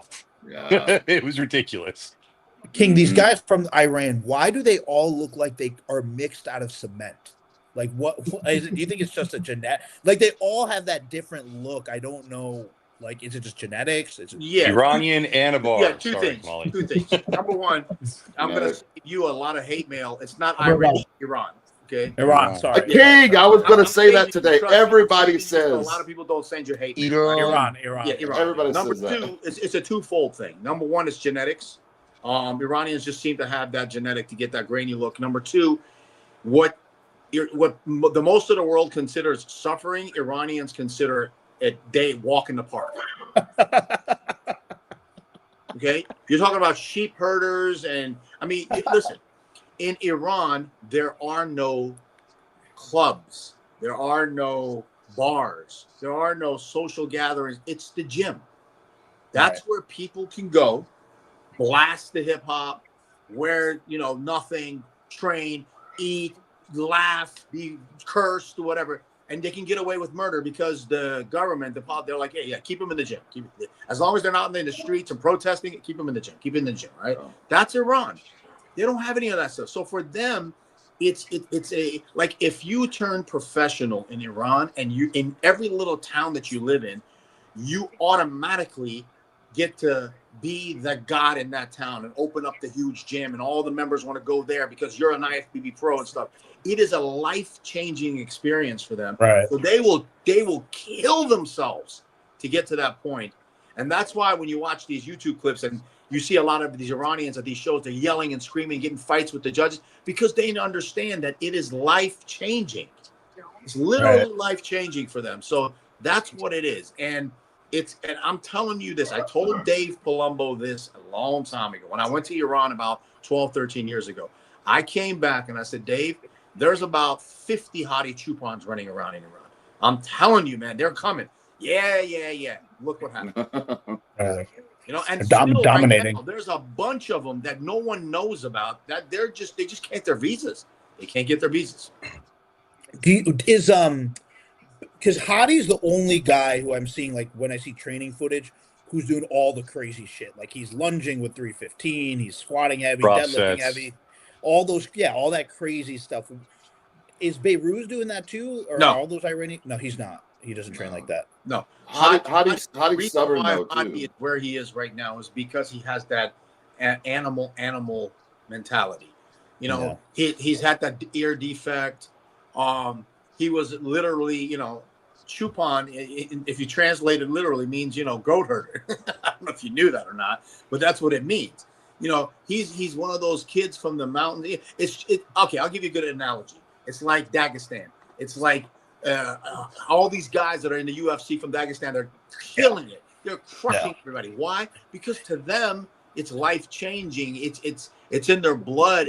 They want it, and for them, it's like not suffering. It feels good when they're going through hell and wrestling and all that stuff. It's the same thing with the Iranians and bodybuilding. Same exact thing. I want to see top tier Persian genetics mixed with top tier Nigerian genetics. See what we get. Well, I mean, you got top tier black and top tier Italian with Kevin Lavronio. Look what happened. Oh yeah. Kevin was a mix of black and Italian, and he to this day he's still one of mine, if not my favorite bodybuilder of all time. Yeah. You've never seen Kevin Lavroni. He's the only human being I've seen that would transform in 24 hours. You'd see him at the athlete meeting. He's wearing a tight shirt, and you're like, hey, Kevin's off this year. He'll come back the next day pumping up backstage. You're like, what the fuck did you do overnight, man? Right. Genetics. Right. Insane genetics. Yeah, but he took advantage of them, right? Like some of these guys I feel like aren't taking advantage of what they have. Like, well, Weinberger said it many, many times. Steve Weinberger said it best. If Flex, Cormier, Dillette, those guys had Dorian's mentality, there's no way we're going to beat them. No. I've got a lot of people over the years to prep them. I'm like, man, if you would take this serious, you could be amazing. And they just don't. They get to where they are because they have great genetics, and they never get that work ethic. And I'm like, if you just had that work ethic, and you could suffer, you could bust your butt, you could be an amazing bodybuilder. And it's frustrating to watch those guys too. You're like, you could be top 10 in the world one day. Like, you have those type of genetics, and they just can't do it. I'm like, if you love bodybuilding, like, I can't afford this, or I can't get this. I'm like, if you love bodybuilding, you'll make it happen. You'll find the gear, the right drugs. You'll be able to afford it. You'll work your butt off. You'll do everything you need to do if you really love bodybuilding. I said, you just don't love body. A lot of these guys, they truly just don't love bodybuilding. Like, it's just something they're good at, you think, and so they're just doing it. And they got it. Someone got them into it. Hey, you could be okay, but they don't truly have a love for the sport. They don't know the history of the sport or people. They don't know what they just. You see a lot of these guys come in out of nowhere, just freaks. But This guy. Can I complain real quick from the guy who? Yeah. I mean, the guys are sitting backstage. I mean, this is just absolutely absurd. I don't know. It's 11:30. They're It's sitting crazy. backstage with their legs popped up. Half of them are falling asleep. They're losing their fucking pumps. The mentality. I mean, they should have had the guys go on first. People already paid for the pay-per-view. I don't understand. Who's on? Is this the women's open? It's women's bodybuilding. Women's bodybuilding. I think we all know what's her name, Andrea Shaw. Oh, here's a star comment someone just sent to us. Who is the top body parts of all time? Jeez, I'm just gonna say Ronnie Coleman for everything. Done. There you go. for each body part. That's such an open. I know this guy's he means well. His name Shaun means well. We all could say 1,000 different things, but you to sum it up, I mean, you can't say the best body parts. I mean, it's just there've been so many amazing, incredible bodies, man. These people that look best in a certain pose, maybe. Yeah. Like Kevin LeBron looked best in the side chest. Side chest, Kevin, unbelievable. Do you think these? We were talking about Urs before going into open. Do you think these classic guys are going to slowly overtake the open guys, or do you think you don't think so? Yeah, I don't think so either. Not a chance. They're not going to overtake it, but I think King and I spoke about this already. I think since Sebum's gone, I think the classic has lost. Like, I agree. Oh my gosh, bodybuilding's going to die. Classic is taking over from all these guys. I'm like, no, it's not. No, it's not. It's not ever going to do that. And now that Sebum's gone. And you got now Urs moving up to bodybuilding, which a lot of these guys, they should move up to bodybuilding. I mean, what's the point of doing all this? You want to get better and better, have to not grow, to purposely lose muscle. That sucks, I think the Mike the Badass guy is going to outgrow that division too. The guy who's favorite to win tonight. Yeah. Well, he's going to be 5'9" next time, he said. So he's going to do some certain stretches to grow. Yeah, Right. it's yeah. Final He's gonna decompression. no. He's gonna put some implants on the bottom of his heels. Iblis is going to put some horns up there so they'll measure a little higher. Horn implants.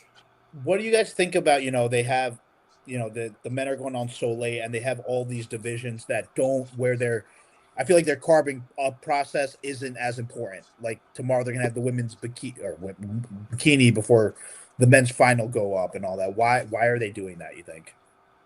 They don't listen. They haven't been through it, dude.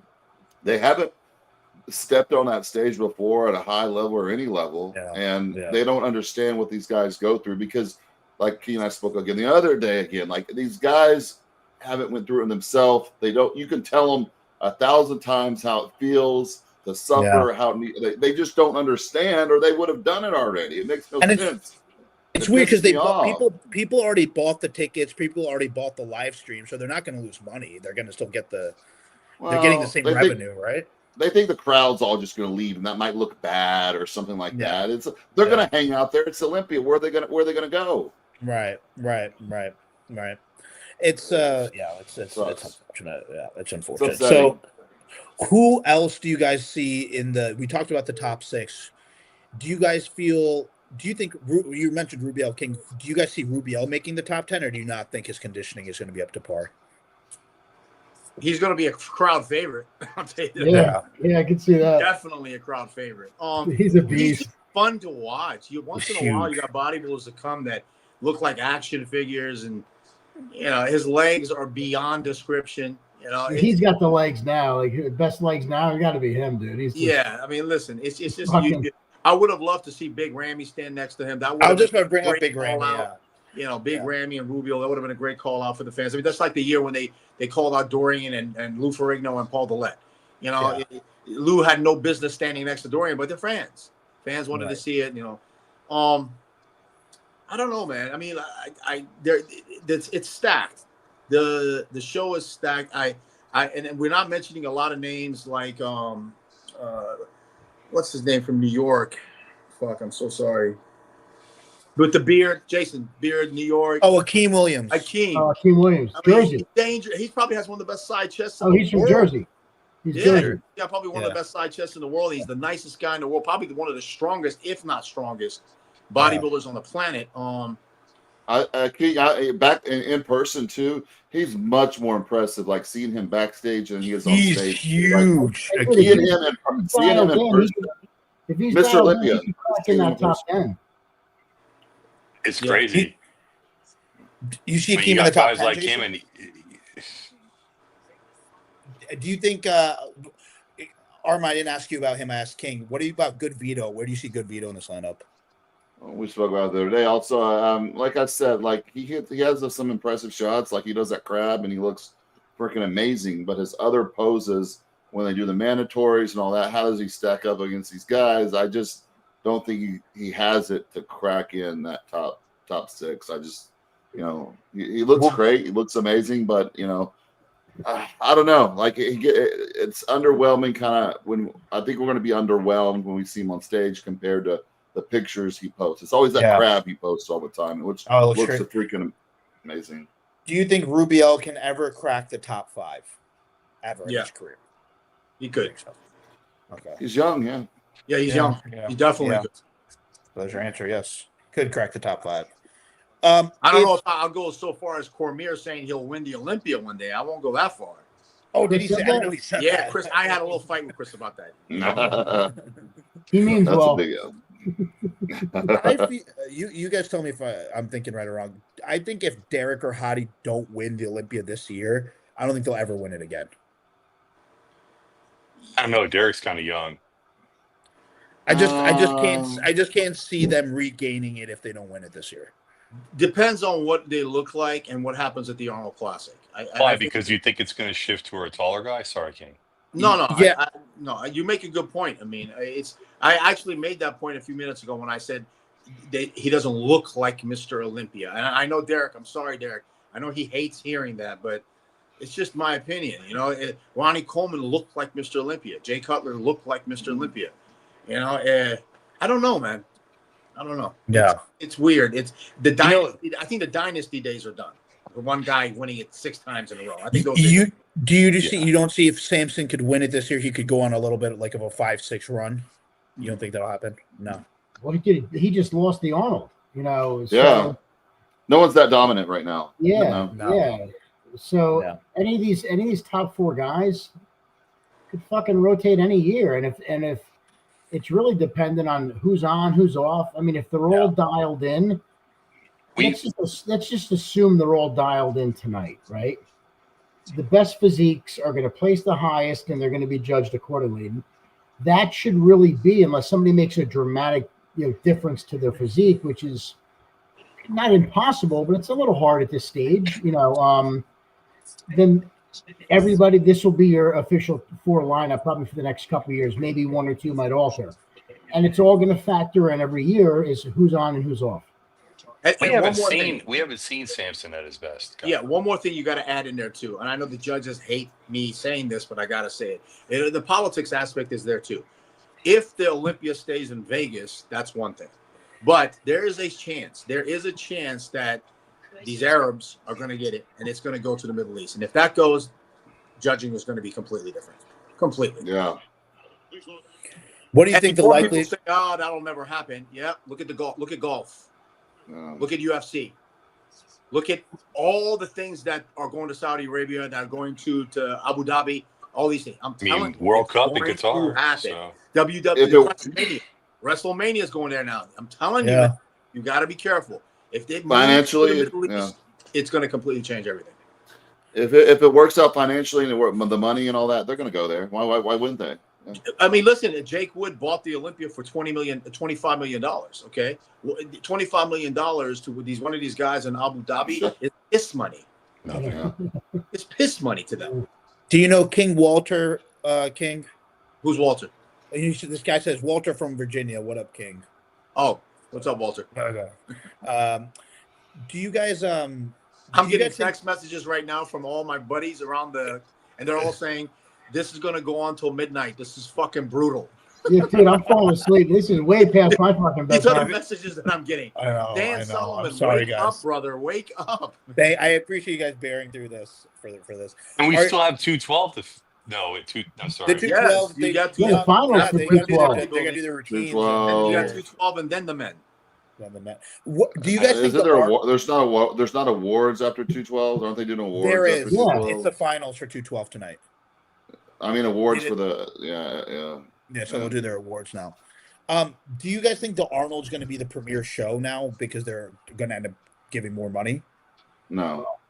You don't think that'll ever happen? That Arnold's going to be the number one and Olympia's number 2? Olympia will up they'll up it if they need to. Yeah. Arnold always starts first with the raising of it, and then you'll see the Olympia will match it, and then they'll raise it, and then they'll match it or close to it like that. I don't know if Jason's going to agree with me on this one, but I always thought Arnold was a better run show. Oh, hold on. Look at when they're coming out tonight. No, hold on. I agree 1,000,000%. Yeah, exactly. Yeah. I never felt more taken care of. Yes. And I only did. How many times did you do the Arnold, King? 3 times.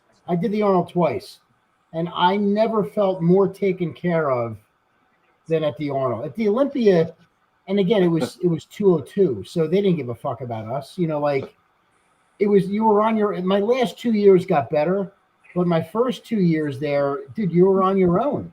Yeah, I had a free hotel room from the Stratosphere because they wanted me to make an appearance, the next day at one of their pool parties. Yeah. So I was able to finagle, a free room and board and room service, for the 4 or 5 days I was there. The other times I believe it was, hey, you're on your own, no handouts. Do you guys think, because the Arnold only has, obviously they're an invitational, so they don't have as many competitors. Do you think, I know they're changing some of the qualification systems for some of these divisions, but for bodybuilding, do you think they should change the qualification system, or do you think there's too many guys in the doing the open in the 212s? We talked about it earlier, and I still think, like, if somebody qualifies, they have a right to be there. If there's 30 shows, if there's 20 shows, and you have a different winner of each, you're going to get 20 guys there, plus the guys that qualified from the previous year. Does it mean that all 20 guys belong there? Maybe not. But it's hard to say that a show that you qualify for, somebody doesn't belong there, or they can put a cap on that. Right. You gotta remember, Jake Wood also, like, he's a huge fan of women's bodybuilding, so he could say, like, you know what? Why should the men get more treatment than the women's bodybuilders? Yeah. He's the one that brought women's bodybuilding alive again because it went away. Jake Wood, he's a fan. He loves the women bodybuilder look. He likes that look. Which goes back. This is a good point, Armand. Which goes back to the point we asked earlier. Is classic bodybuilding taking over open? Not a chance in hell. If you cancel the open bodybuilding, there would be no Mr. Olympia contest. Nobody would go. No. Nobody would go. Yep. Yeah, it's just that C-Bum had transcended the whole sport, so everyone, was just following his footsteps. Well, it's a different market. It's a different niche, I believe, where I think the classic guys are not to say this, because, dude, they're all dialed in. They're all in shape. But I believe the followers are the guys that are looking, they're not going to travel to a show to buy a ticket. They'll watch it online. Where you're hardcore bodybuilding fans, they're going to show up. A lot of young kids, Jason. A lot of young kids that wouldn't even watch bodybuilding unless, like, okay, I can maybe be a classic guy one day. I'm interested in this. If that was taken away, I think they wouldn't even be watching it. So I think it brings a lot of the younger guys that don't even know about bodybuilding. They think bodybuilding's like, they don't respect it. I've heard a lot of classic guys too talking, and they don't even respect the open bodybuilding. It's weird. It's like, you guys are here because of bodybuilding. This is a bodybuilding show. It originated, like, y'all are a new class still. You mentioned that about it. Some kids thinking it's more attainable, because how many times you go to the gym now, you see the kid who's like 165 pounds posing in the mirror with all his other friends too. They're all like doing like one of these or whatever, like with a tripod. Yeah, it's and flip flops flip Crocs, crazy. Not flip flops. No, they got the Crocs now, man. Yeah, it's pajama pants and Crocs. I would not even think to do that at that, if I was that size and there's like open guys in my gym and everything. It's such a different time, I guess. But so the women's bodybuilding, I think they're finishing up. We'll see who's going to win. I think again that's probably going to be under Shaun, and then it'll be 212. I appreciate you guys staying up.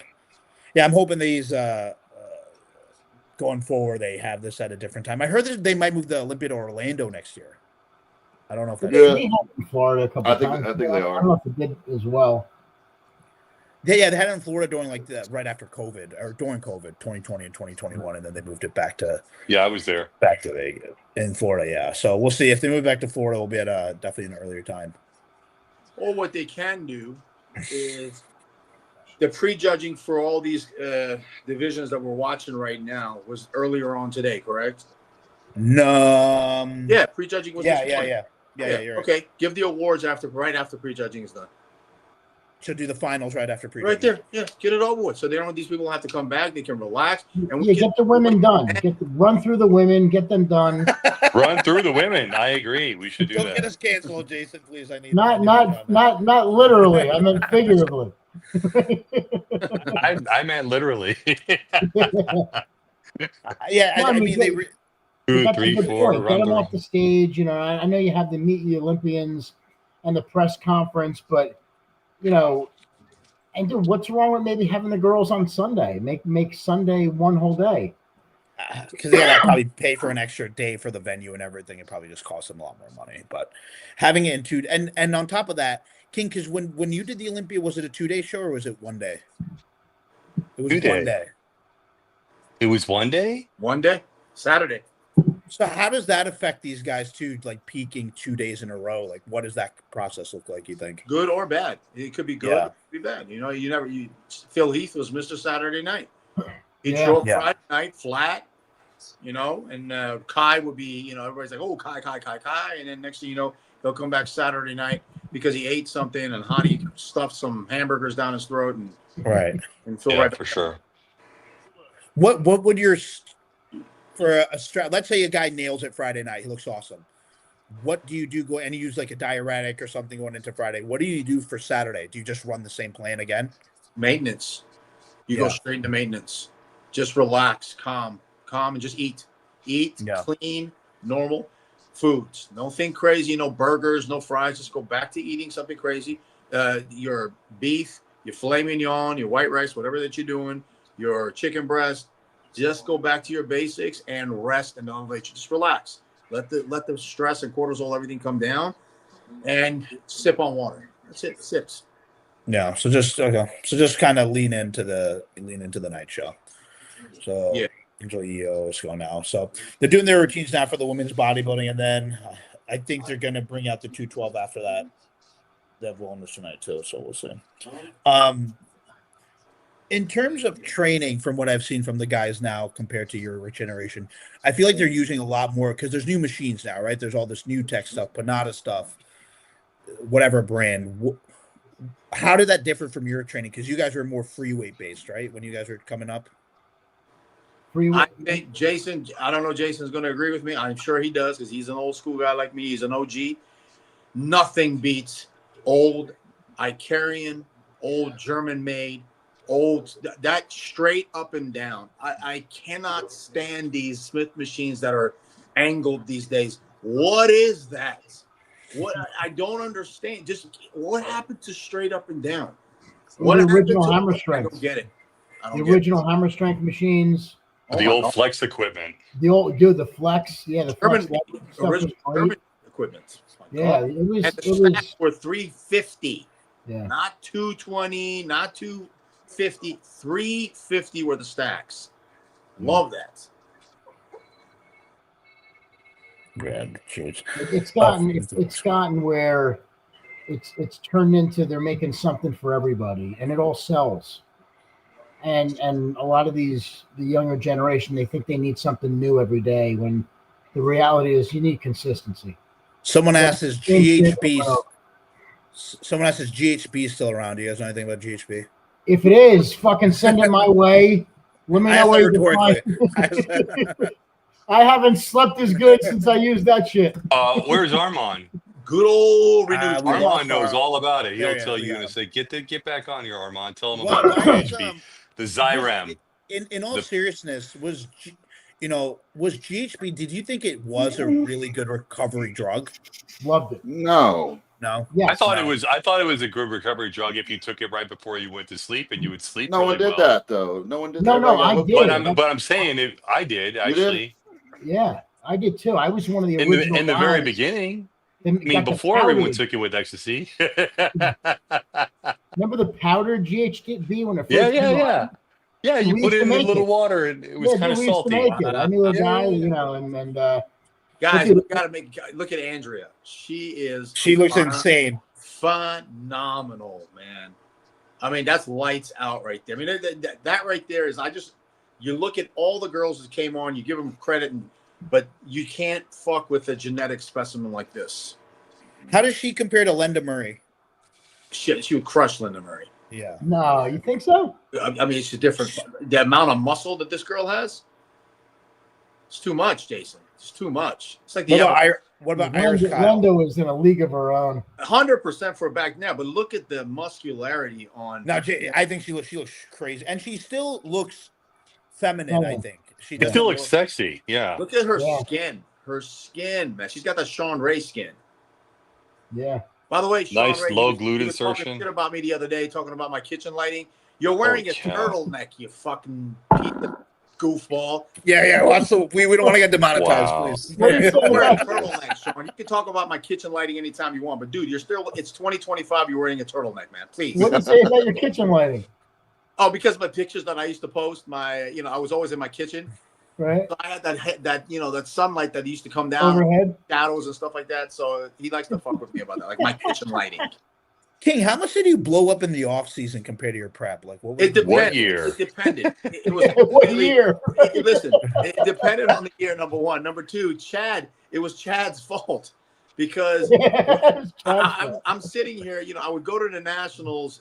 First time I went, I got 11th. Then I got 7th. I was like, what the fuck am I doing wrong? I didn't know what I was doing at the end. So my girlfriend at the time saw Chad in the expo. She goes, go talk to him. So I'm like, his athletes are Nasser, Ronnie, Flex, Cormier, and Dillette. What the fuck is he going to do if a kid like me walks up to him? I went up to him. He looked at me. He smiled. He said, you're going to go to the Arnold? I'm like, yeah. He goes, show up at the Arnold at 300 pounds and we'll talk.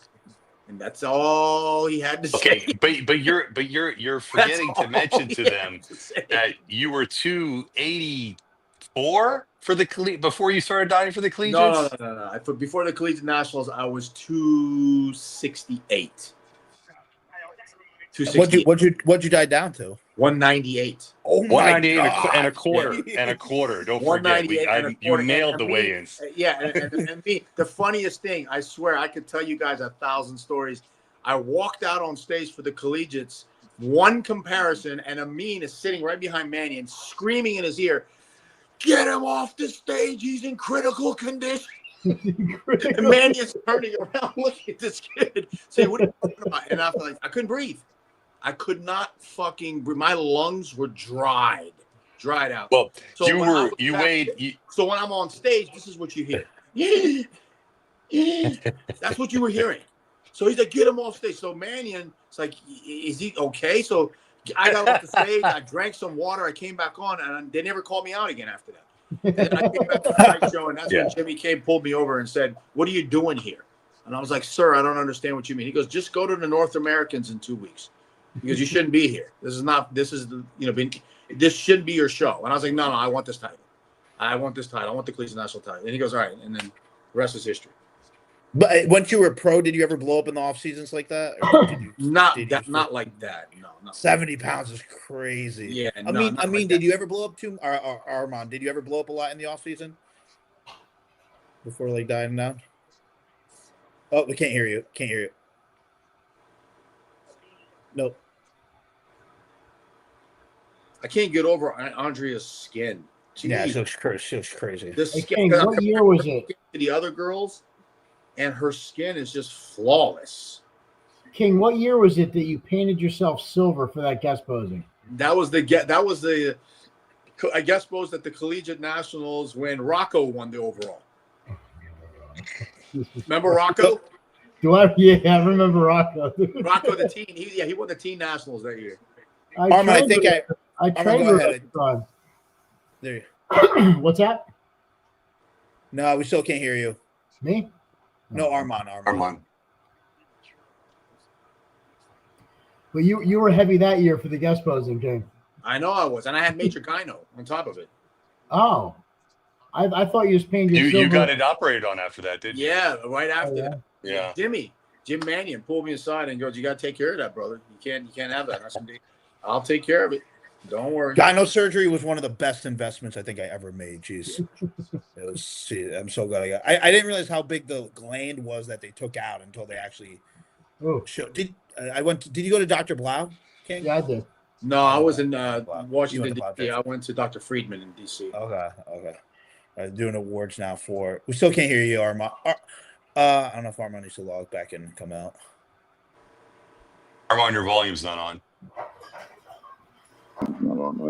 Yeah, we got you. It's on now. There we go. We got you. It's on? Okay. Yeah, it's back. Yeah, all right. Doing the award for the. Jason, is Diamond Jim still around? Yeah. It's really. Dwayne McDaniel owns it. I don't know if you know that. Wow. Same equipment. Diamond, the home of Johnny Moran. Diamond. Holy yeah, man! What about that other place that what's his name owned before he passed away? The other legendary Jersey gym.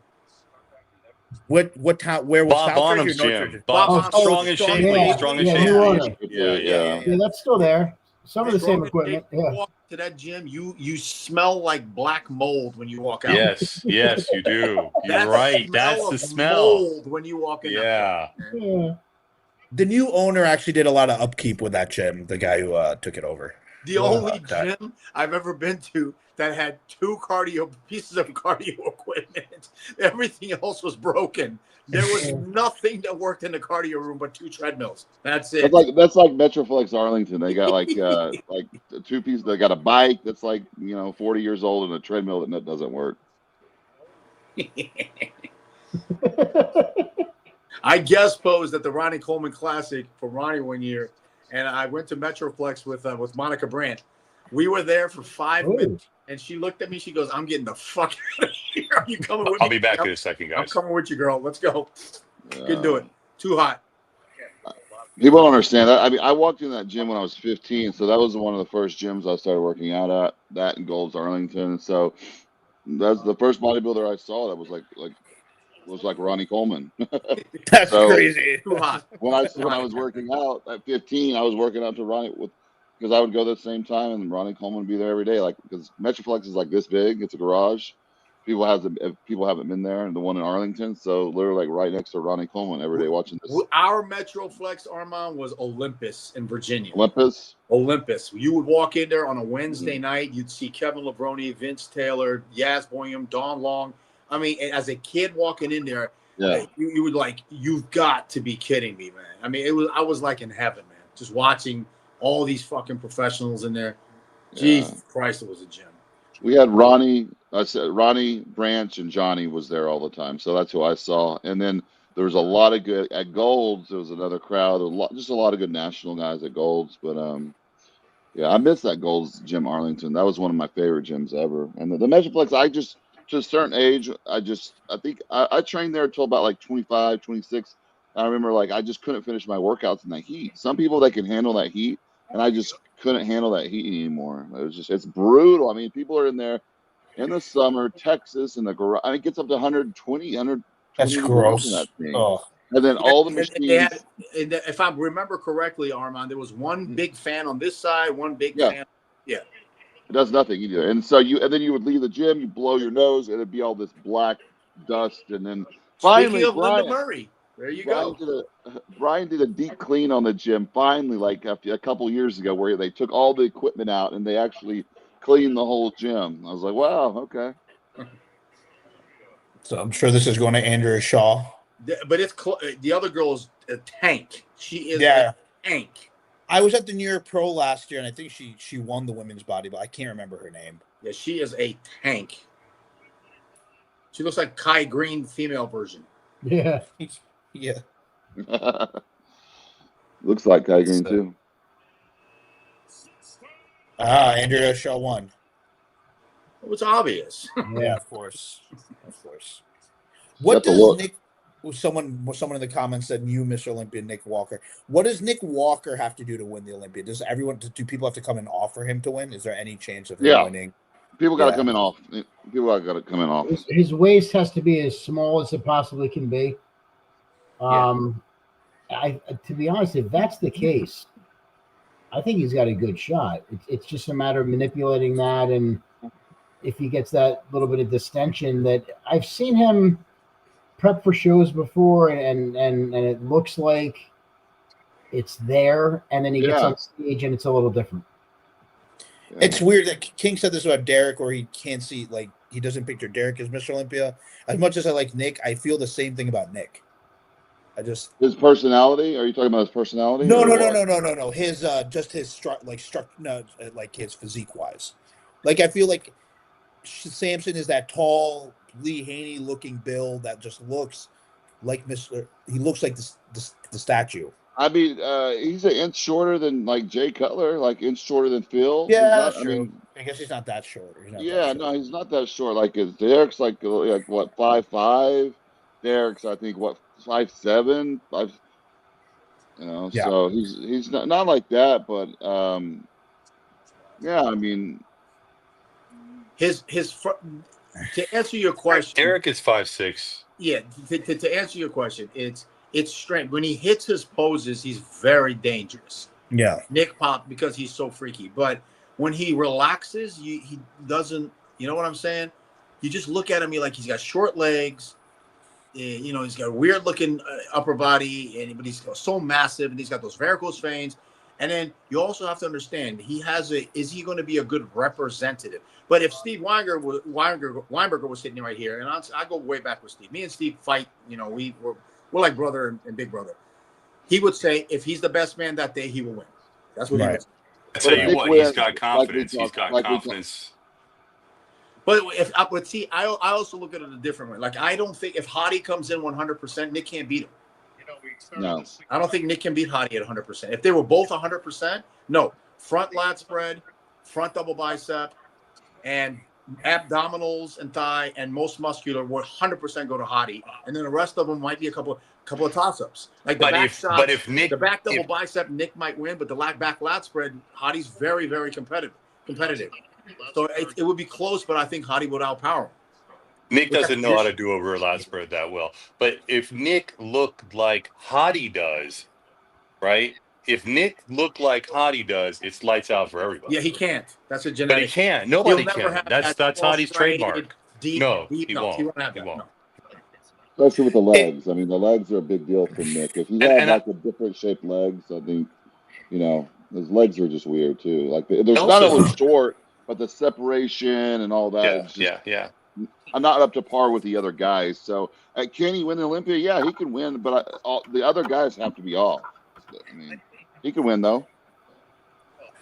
Do you think if Hottie from 2024 Arnold shows up, can anyone besides Samson beat that?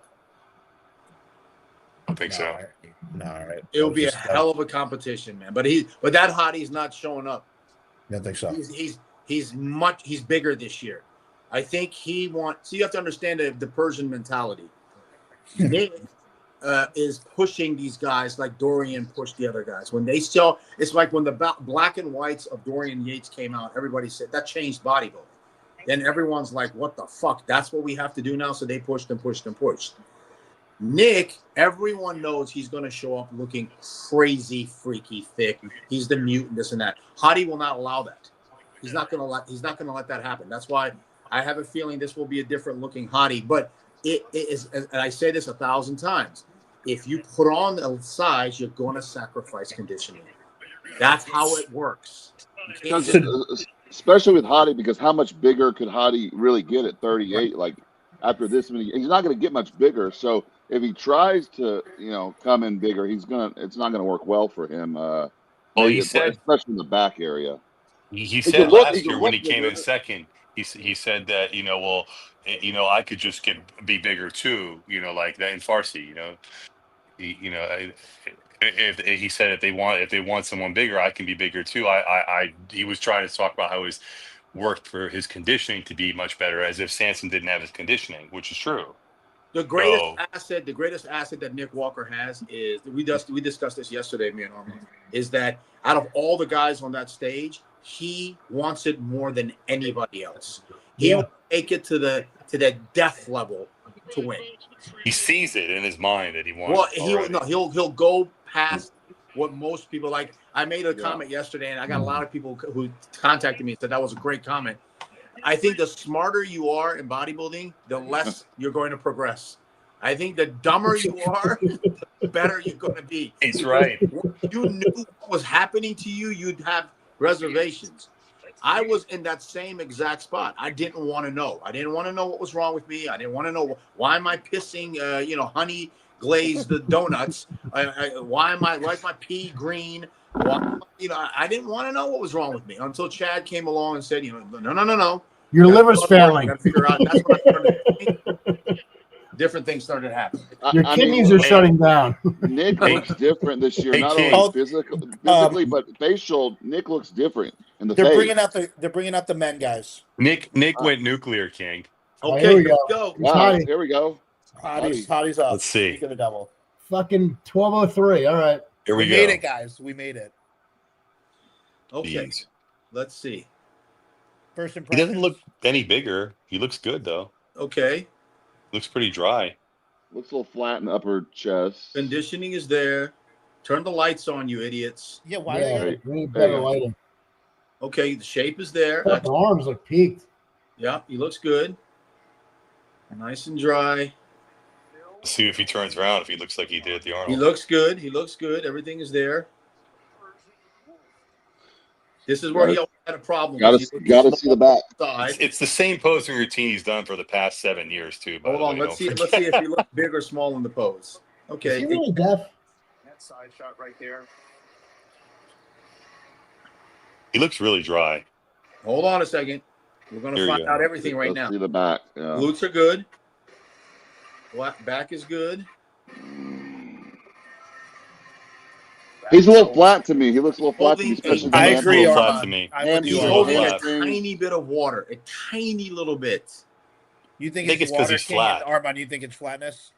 It's flatness, and flat. we got to see him next to the other guys too, because under this weird, sitting around for fucking 2 hours. Yeah. But he's flat. He's a little flat, and I think to be dry, I think he's sacrificed to be a little flat. But dude, he's the first one out. These guys are still warming up, and let's see how he looks in the comparisons. Yeah, he looks like he took a little too much diuretic. Well, we got to see the other guys. Let's see the other guys. Here's Urs after Hadi. I like the height on this guy. I like his frame. He puts tape on his fingers so he can do his lat spread. Is that why? Is that why? Yeah. People was asking the other day, like, why does he do that? So he can hold on and he's not pretty slip. Smart. Because a lot of people give him slip. props. Pretty smart. You need patent something for bodybuilders to wear to little thumb pieces that blend in with your skin, so you can kind of hold the side or something. Like a little silicone something or other. Just slide Yeah, it on. Acting looking though. He looks good, Jason. To go back to what you asked me earlier, I see a top national level bodybuilder. I see what you're saying. To me, he looks like he's competing in the heavyweight class or the super heavyweight class at the nationals. That's what I see. Yeah. So what are you saying? He's underdeveloped or he's for the Olympia at this level? Yeah, absolutely. he is. Yeah, this looks like nationals. I don't know about nationals now. To me. But I'll tell you, this is where everybody where you do the wash, and everything comes out. At this level. So much potential. Yeah, dude. Yeah. You just agree with me, Jason? I agree. Okay. So you just don't think he's ready for this level yet? No. He looks fantastic. I agree with it. I mean, his separation of his legs, he's nice and dry. His color is good. He's just like if Hadi was standing next to him, you're like, okay. Yeah, even Martin standing next to him, he's going to be so outsized. Then listen, this is Olympia. The other show, he beat some guys, some name guys. So he's second tier show. Yeah, here's Martin. Speak of the devil. Here we go. He has the tape on the. He has the tape too. Everybody's going to have tape on their thumbs. They're going to start saying it's illegal. You can't do it anymore. No, they're going to make a business out of it and sell it. It looks silly, but hey. Yeah, but if they do, it'll be something that's translucent. They won't allow tape. They're going to say no more tape. Okay. I think Martin looks pretty good here. So far, this is the best version of Martin that we've seen. I agree. I think this lighting too is not making them look as good as they look either. I think it's so terrible, man. It's so bad. It's not doing them justice at all. And it sucks. I think Martin looks pretty good. Yeah, he does. This is the best he's ever looked, I think. Yeah, this is the best Martin that I've seen to date. Now let's hope he continues this and not spill over and start sweating like a motherfucker. Always does. And if these band-aids fall off his thumbs, he's fucking done. I love it, man. He's got to find a way to make it through prejudging and not losing those band-aids, because then it's all going to change. That'd be so funny if he's neck and neck with someone, but they go with the other guy because he didn't have the band-aids. You're gonna see guys at regional shows now who are fat as hell have like band-aids on their thumbs. I mean, you might as well walk out with a nose strip if you're gonna do that. Fuck it. Yeah. Dude, I can't stand that nose strip. That dude wears that nose strip 24/7. That's why I said it, bro. It looks like a band-aid on your nose. That's so that's why I said Who is? Do you guys know who this? Ching Long Shen. So I think he won. I think he did win actually the China show. I would even. Would you guys have this guy ahead of Urs? Yes. Yeah. Let's see the back. Yeah. I mean, he's thick. I gotta see the back. Nothing against Urs at all, but I agree. This he's pretty thick, man. Yeah. But will he beat Urs because of the name? Diplomatically, he's China. He'll probably beat Urs because I wonder how much of a tariff he had to pay just to get in the States. Man. Be nice. But yeah, Jason I would Arns. put Be this guy. nice. I would put this Speaking guy of which, I'm surprised he got his visa. He's a He looks perfect good. example of the new look. China. He's the perfect example. This Chinese guy was a perfect example of the new look. Full, explosive fullness. This is the controversial Florian. Masters Olympia champion. Yeah. Yeah, kidding. Phil I say that Clayar tongue in is cheek. upset right now because that could be Phil him. Clayar's air punching right now. He's air We had punching. Phil on the show, and And- he's a good and- guy, but he's just And He no, is. I'm not saying it like that. I mean, honestly, look, he could or should be here. He looks hey, good, he but pretty so good. far, Dorian looks good here, though. I got to give it to Yeah. him. out of all the Why athletes not that do come right now, This is the best he's ever looked too. Yeah, this is the best he's looked. He's good, yeah. He really brought his A game here. good for him. He has Okay. control over his midsection much better than he did at the King, Masters. so you said you think the fullness now trumps conditioning in judges' That's eyes? what they want. Yeah. They want full. If you bring that 1990s crispy look, you won't even get looked at. Yep. You won't get And he looked at. might be in trouble because of that. Really? I don't think he was full enough. He was pretty See what good. Derek This is looks like. this is best put it ever. to you So this way. As a good example, if Jason Arns, who was known for conditioning, showed up with the crispy 1990 crispy Jason Arns look, they wouldn't like it. But if Jason would have carved the fuck up to the point like Martin right now, where he was about to fucking explode, he would do a lot better. Here's the a look key. that they want. Here's Akeem Williams, who's just like mountain of muscle. Heck's just hanging that. Yeah, he's a big dude. He's A lot of another muscle. person with gigantic pecs too. His arms are just crazy, huh? It's just Everything on is crazy. just the back. I think is always his. Here's his best shot. No, This which is show best- did he win, guys? You That's remember one of the which best show side he won? chests in the He won a sport. show He won a show at the end of the year. That's what I thought at the end of the year. So he had a whole year to prepare. Here's the problem, fellas. Here's the problem. Right Yeah. there. As The he's highlights, sticking his butt yeah. up instead of squeezing. It's just his That's also back not good. Genetically not built to match He his looks look. lean.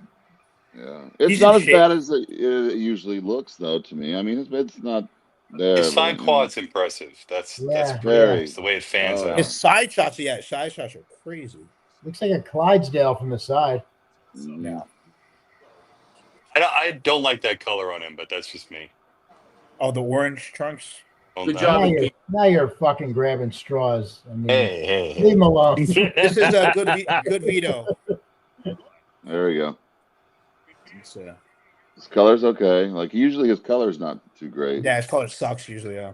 You know what? I don't like chocolate covered oranges. That's what it He's is. fucking big, dude. Holy He's a shit. big boy, He's man. fucking- Vito, look at that. Holy shit. Man,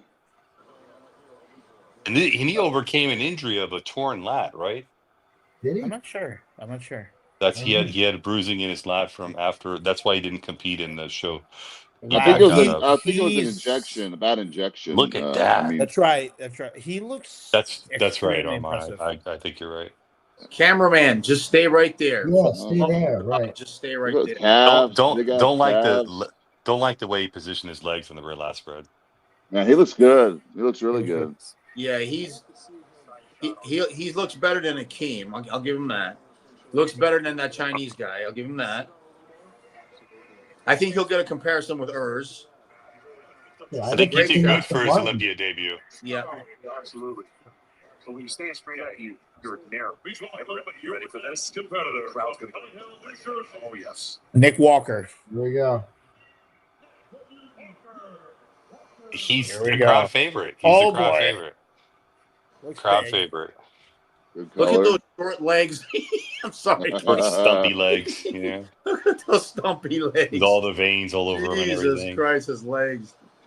He looks like Picture the him Thing. running- You know, the picture- Fantastic imagine Four him is the running. Thing. It looks like Yeah, listen, Thanos.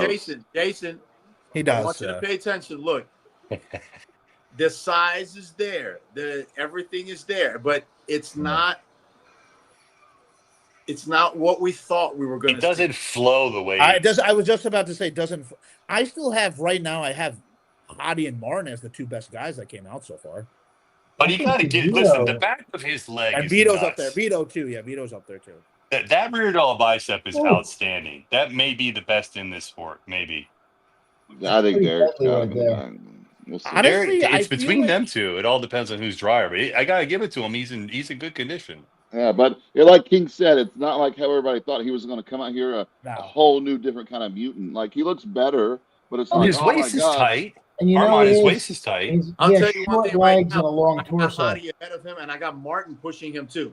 I Yeah, agree with you, King. I agree with you. That's what. Yeah, I think Martin and Hottie are, and I think Tonio Tonio be here, in Tonio. great condition. I'm expecting conditioning from Tonio. Tony's got a great physique.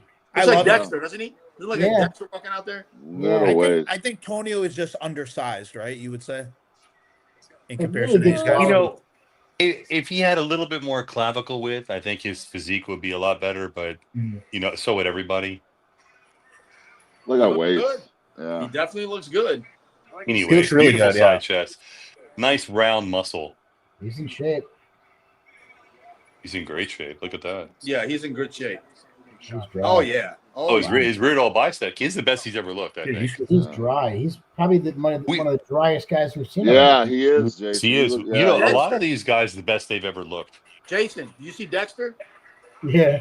A little bit, right? There's like little subtle similarities. Yeah, the way the stomach is and all that Yeah, stuff. the higher lats.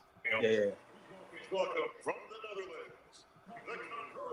Bonic. He's 11. Olympia. See how much he defies time. 3 years old.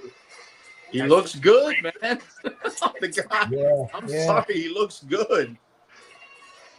He's dangerous. Bonac is dangerous. He's probably going to have one of the best back double biceps in the whole show. Could be. See, but he lost it there. He doesn't open up that. I think that's an age thing.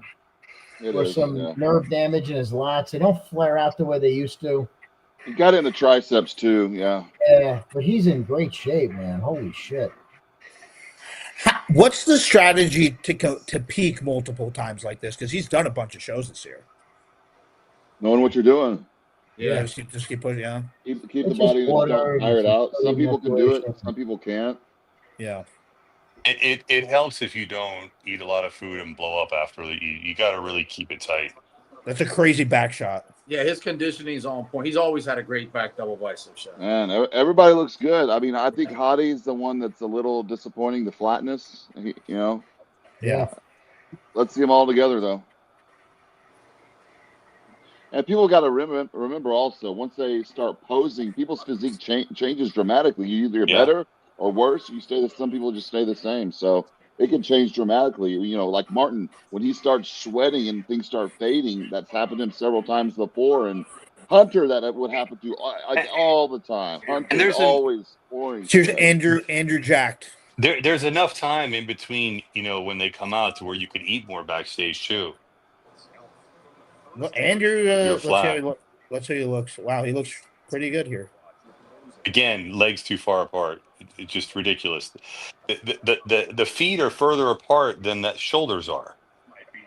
Yeah. It doesn't look right. Hold on. Let me see. Yes, he does. All right. No, He's in he's good still condition. no. What do you think, King 2's? His not wheels. enough. I think he sacrificed conditioning, and it sacrificed it. His conditioning is one of the best I've ever seen out of him. It's But the best he's he's lost been, size in yeah. his quads, man. Yeah, the He glutes lost- are better. Hands are better. Yeah. And So do you think he just needs more muscularity so that when he sucks down again, His he fills out conditioning the is frame? on point. It's definitely his conditioning is on point, but he lost a little bit of fullness, sacrificing that conditioning. Yeah. And since we're talking about the legs, it also doesn't help again that he keeps them too far apart. If he He's kept got them closer, they would look better. He's got the tape on the fingers too. Jesus, everyone's going to do this one. I'm telling you, they're going to ban it. This is going to be the last year you're going to see the tape. It's like the broccoli hair. some coach had someone start doing it, and now they all started doing it. That's what happened. Crazy. Yeah. Beirut, here we go. Your guy, King. Let's see. He's nice and shiny. Let's see what he got. Please hold your poses and don't twitch. Don't twitch. Pop that booty back and forth. Yeah. Got a good V taper. Beautiful bicep. His legs just Teeny lack the waist. front. Teeny waist. Yeah, teardrop, man. And by keeping the feet outward, also, you're not, Jason. You know what I mean? By keeping the feet positioned outward, that outer sweep's not showing the Watch the way glutes. it Watch would. the glutes in the It side. looks like there's no Watch the outer glutes sweep there. It looks like there's no outer sweep at all. You're Yeah, right. it looks like he's all teardrop. And I'm telling you, it's just that it's the foot positioning. That's you just don't understand why they don't figure this shit out. It's so common sense to Man, me. if his legs would match the upper body, whew. He'd be crazy. Keep your He'd be glutes so tight. crazy. Keep your glutes tight. Flex your glutes. There you go. There you go. Flex your glutes. He's gonna Keep pop them your in. glutes tight, Behruz. Keep your glutes tight. There you go. You think he could hear you, King, or are you just I'm sending just talking through it, man. subliminal So messages? many times this week. I've said it so many times.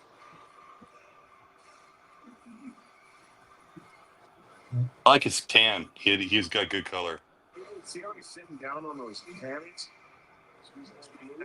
Yeah, if his legs were matching He's his got upper some body, great poses, you know. Yeah, he looks really. Beautiful physique. I mean, if you ask me now, who would I want to look like? It'd be like, yeah, Behruz looks beautiful. Yeah. Good debut. I'll give him that. It was a very good debut. Yeah. He's going to explode a couple Mashallah, of guys. Behruz John. Mashallah. It's like So we have 90% of my Farsi. Brandon Curry. Sorry, yeah. Like you want Brandon to do well, you know? Yeah, I mean, you would hope so, especially because William did well. Yeah. They were always battling each other at the Arnold. Wow, he looks really good here. I think Brandon looks good. He does look Wow. really good. Brandon He really looks does look fucking good. Yeah. Nice front lat spread. You got to give him that. And you notice he uses just enough tape for you not to see it. Yeah. Does he have it on there? No, he doesn't. I don't understand why he's not using black tape. I don't, I mean, let's just be, or why don't they paint the tape along with the thumb so that you can't see it? The proton be probably So- wet. Glutes You're are in. right. Back shot looks. His arms are freaking Make it smooth. insane. I have a feeling that the crowd is going to love Derek Lunsford. Yep. Yeah. I have a feeling they're going to love Listen, him. Derek has the most crazy shredded glutes of any. No one will. He doesn't have the hamstrings, but his glutes are just so shredded. I think they'll probably be the most shredded in this entire show. Regan Grimes. Here we go. He's in shape. He has such a nice classic body. He's kind of like a taller version of Dennis Newman. Remember him? He's another guy standing pretty Again, wide. Right? what the hell is this? You cannot keep your feet further out than your shoulders. I don't get it. Somebody needs to explain these people. This is just the opposite of what symmetrical looks like. Are they trying to look like an X? Is that the goal? Yeah. You want to look like a upside. You want to look like a V, not an X. He's still not there. I still like Regan. Just kind of looks the same. He looks the He same. does. He doesn't look any bigger to me. Not much. He just looks the same. Guys, you can also put on 7 pounds in a year, and then if you don't know how to manipulate your water right, you could just lose it all right before the show and not look any different than the year before. Yeah, it's not like it's harder on muscle. It's gonna stay. You got to keep that shit on. But to me, Regan literally has looked the same for the last 2 to 3 years. Yeah. I agree. Nothing's changed. I don't think anything's going to change with Regan. He's just going to keep bringing. He looks great. He looks amazing. He looks awesome. You know what it is? He just reminds me of somebody that's too scared to really take a serious cycle. He is. Remember when we went out to is this Brent Wilkins? Yeah, exactly. Went out to Oxygen. Exactly. He was afraid he was going to they were going to kill him, I think he said. So that was a reality check, and yeah, that was a reality check, and unfortunately, I don't think he got it because he ran from it, but he should have embraced it if he wants to be a winner of this. I think he didn't like being away from his girlfriend and all that kind of stuff too. But if he was able to stay out there, and they got him up to 300 pounds, which I think he's never been that big. He couldn't breathe, he said, And that's sort of the Nobody things can breathe at 300, bro. Right. Nobody can breathe. That's You're normal. You're gonna be.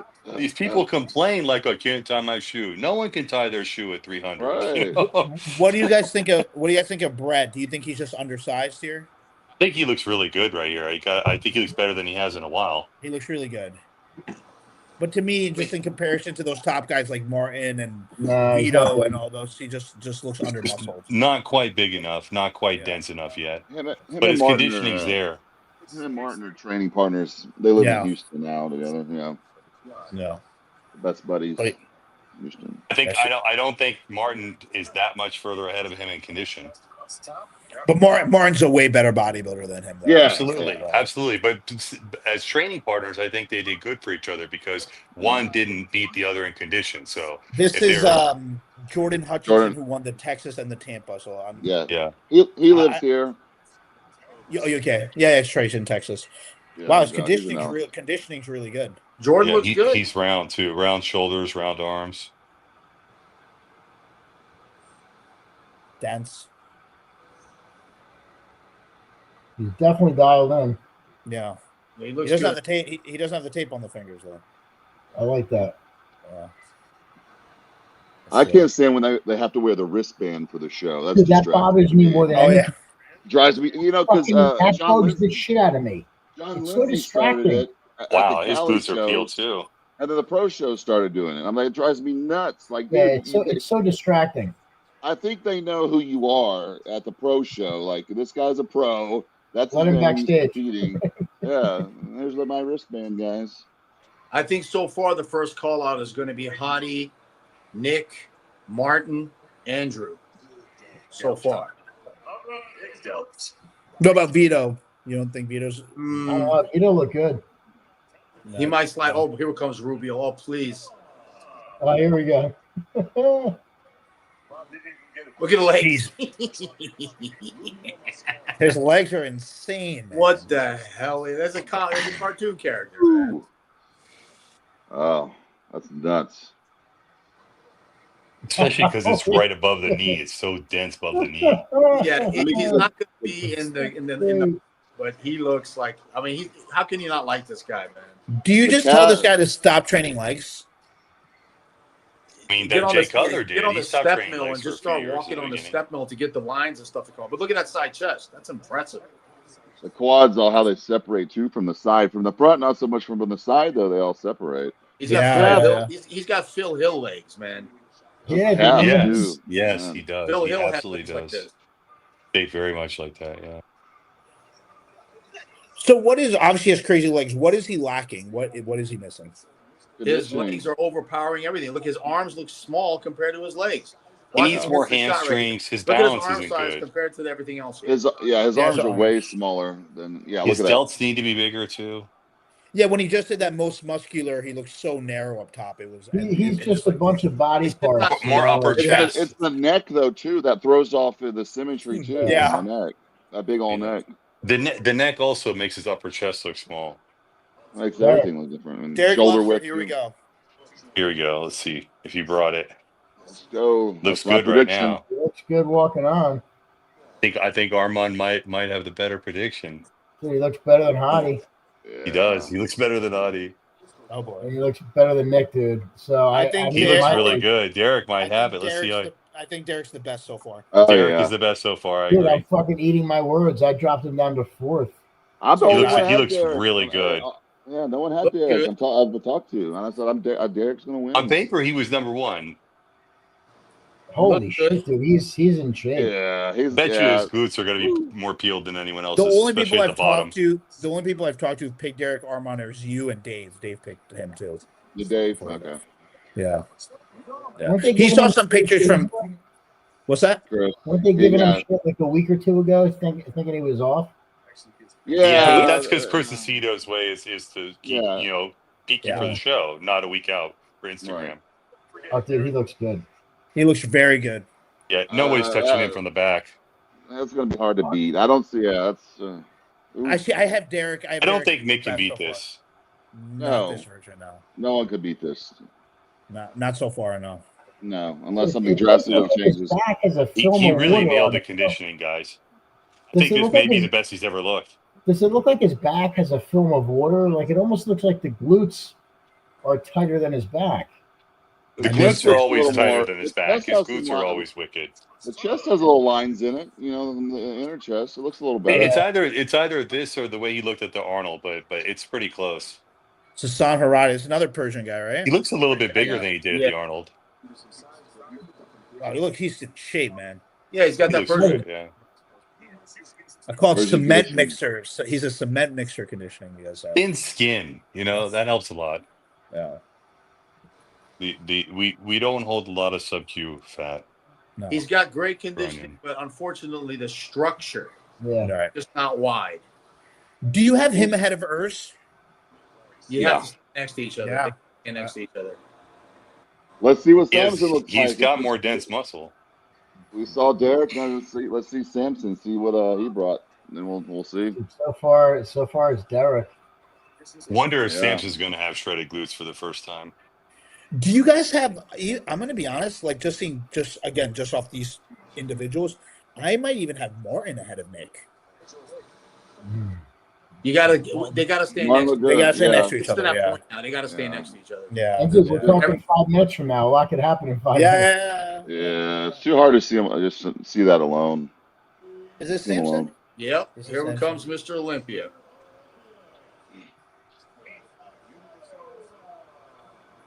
Let's see. Everybody wants to know if he brought it. Oh boy. Uh-oh. He looks good. But I hope he's dialed in. Wow, he looks really good. Yeah, that looks great. Okay. I know. Great. We're all just waiting for him to turn around. Yeah, exactly. Conditioning is there. Legs are full. Waist looks teeny. Vacuum looks good in the front. Double bicep. Let's see the lat spread. Excellent shape. So far, so good. Shape is real pretty. Oh, leg from the side looks good. Good. Oh man. Good chest. 2-point deduction for no tape on the fingers. Yeah.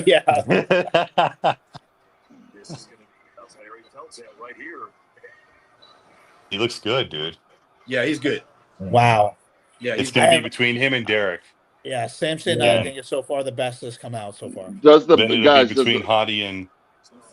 Does the back look a little small? Does the back look a little smaller though? Yes. Yeah. Like he wasn't able to spread the lat spread correctly. I think the back took a little hit from his back's washed out without a doubt. Yeah. That was his weakest body part. So. And that's Derek's strongest body part. So we'll see. That's usually what happens when you get really lean. Your weakest body part. This is the best Samson I've seen. This is the best. I agree. Yep. I agree. I was there last year too, and I still think this is the best. He suffered. See, that's what's going to be where. That's impressive. He couldn't do that before. We're going this way, you know. I think Derek destroys him from the rear. Someone wrote in the comments, Derek looks 2 months out. You have no idea what you're talking about. Stupid. Samson looks almost a little too sucked down. I don't know, man. He looks. It's going to be hard. It's going to be tough. From the front and the side, he looks crazy. From the back, I agree. He looks a little. From the back, the back double bicep as he usually is. And maybe he went that route to get his glutes in. Yeah. Yeah. Because his glutes definitely, but he doesn't get those Ronnie or King glutes. You know what I mean? Like, he just doesn't have them. Yeah. He's got hard, refined glutes, but they don't have those deep striation. Some people never get them. Some people can never get them. You know, you had a lot of guys y'all's time too competing that can never come in. Yeah. With those glutes. Yeah. It's tighter, but then you also have Nick. Now all your questions will be answered. Well, now they're just doing it's definitely Samson and Nick, or Samson and Derek for the 1 and 2. 1 and 2, yeah. Cameraman, don't do these fancy things. Just go back. Annoying, because then we miss certain shots of them. Right there. That's Martin in the middle, right? There's Martin and Hadi. And Urs. Cameraman, stay. Oh my God. So annoying, right? I'm telling you, it's so annoying. Martin looks better than Hadi in this shot.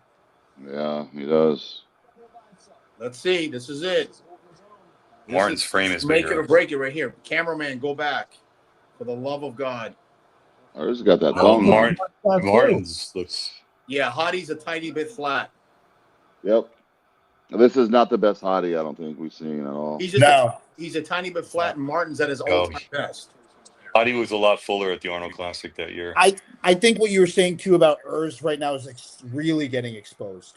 Yeah, he is. I agree. It was spot on when he says like a national competitor. Yeah.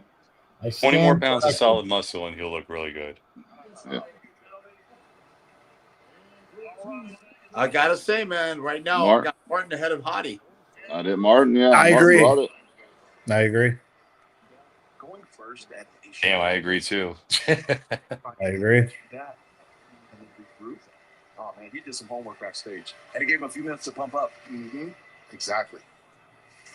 Is Walker and Good Vito in this group? Yeah, they're next to each other. I wanted to see the Good Vito standing next to Nick Walker. This is good. He's so much muscle. Look at the size of his arms. Nick's arms are just ridiculous. I'm telling you right now, the way things look, I have Nick sliding in the 4th place right now. You got Keeme over there by Good Vito too. Yeah, it's fucking huge. Do you have Hottie ahead of Nick, King? Yeah, I think Martin is ahead of Nick too, man. Nick's conditioning isn't there. Nick's conditioning that he usually brings isn't there. I'm looking at Good Vito's conditioning compared to Nick's conditioning. Right Vito here. looks drier. The cameraman would fucking just. I know.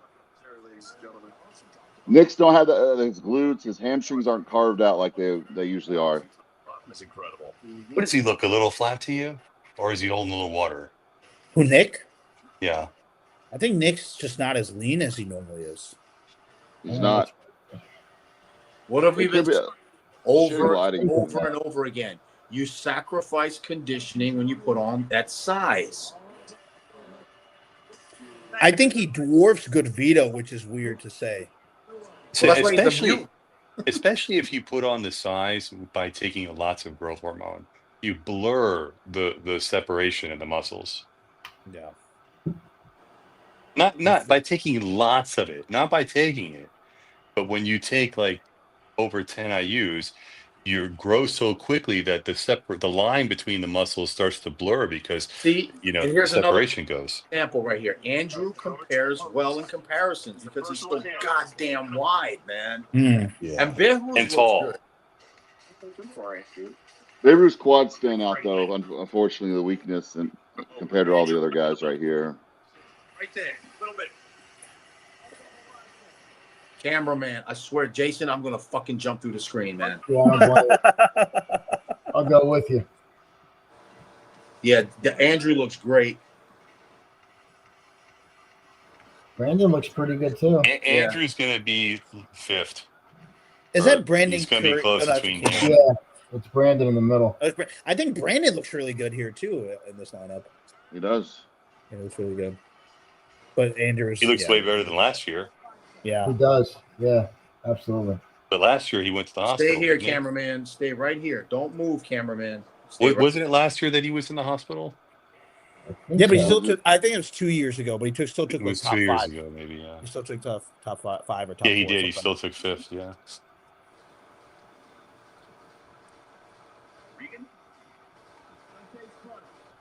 King, you see how they're not flexing their obliques on that quarter turn? Remember how we used to twist into it and then blow the air out at the last minute? Yeah. Blow it all out. Yeah. Brandon's 42 years old now, so. That's crazy.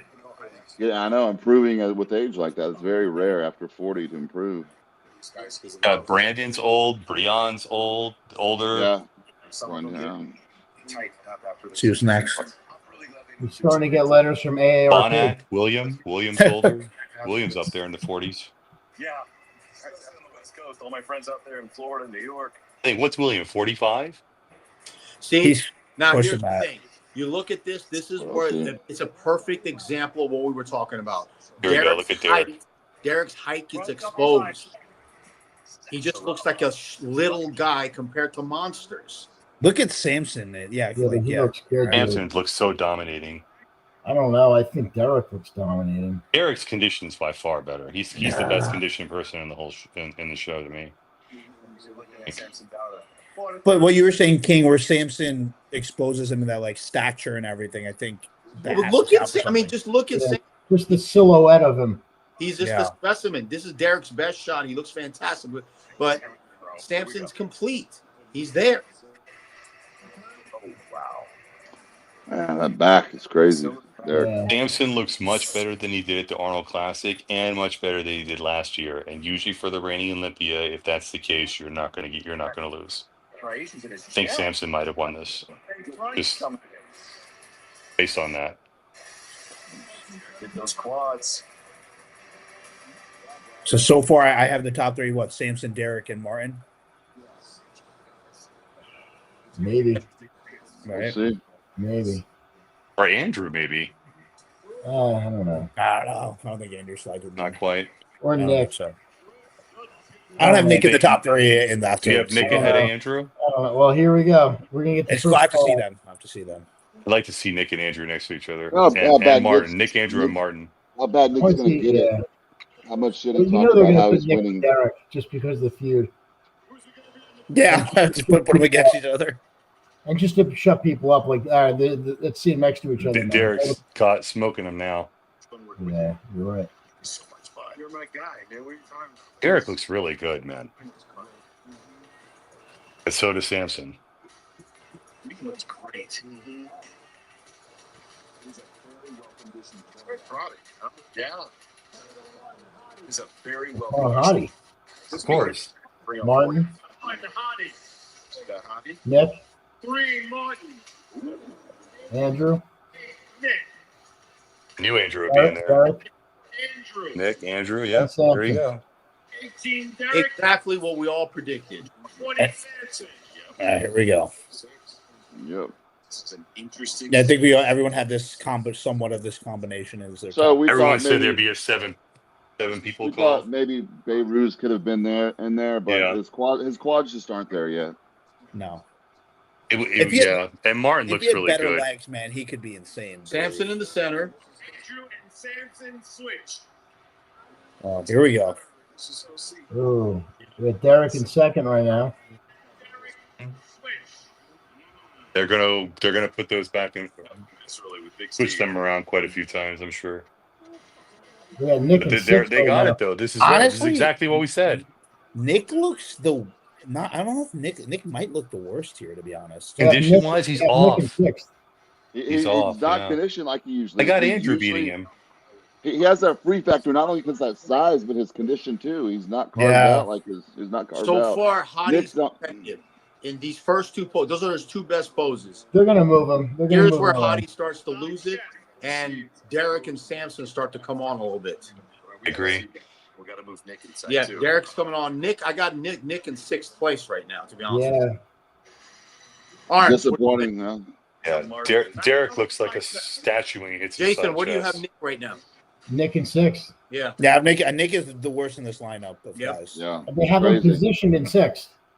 Yeah, they do. They Absolutely. have Andrew in Seven and fifth. They six. got Martin in fourth. That's right. Third, Exactly. Third Hottie is, and then yep. Hottie, Then Derek. Hottie. Then Samson's winner. Second and Derek in second. And right now Samson's winning. Yeah, Exactly. Samson's winning. But they will move them. They're going to move them around. Yeah, they will. But that's exactly the positioning of that. It just goes to show you, like we all know, Nick pushed it hard.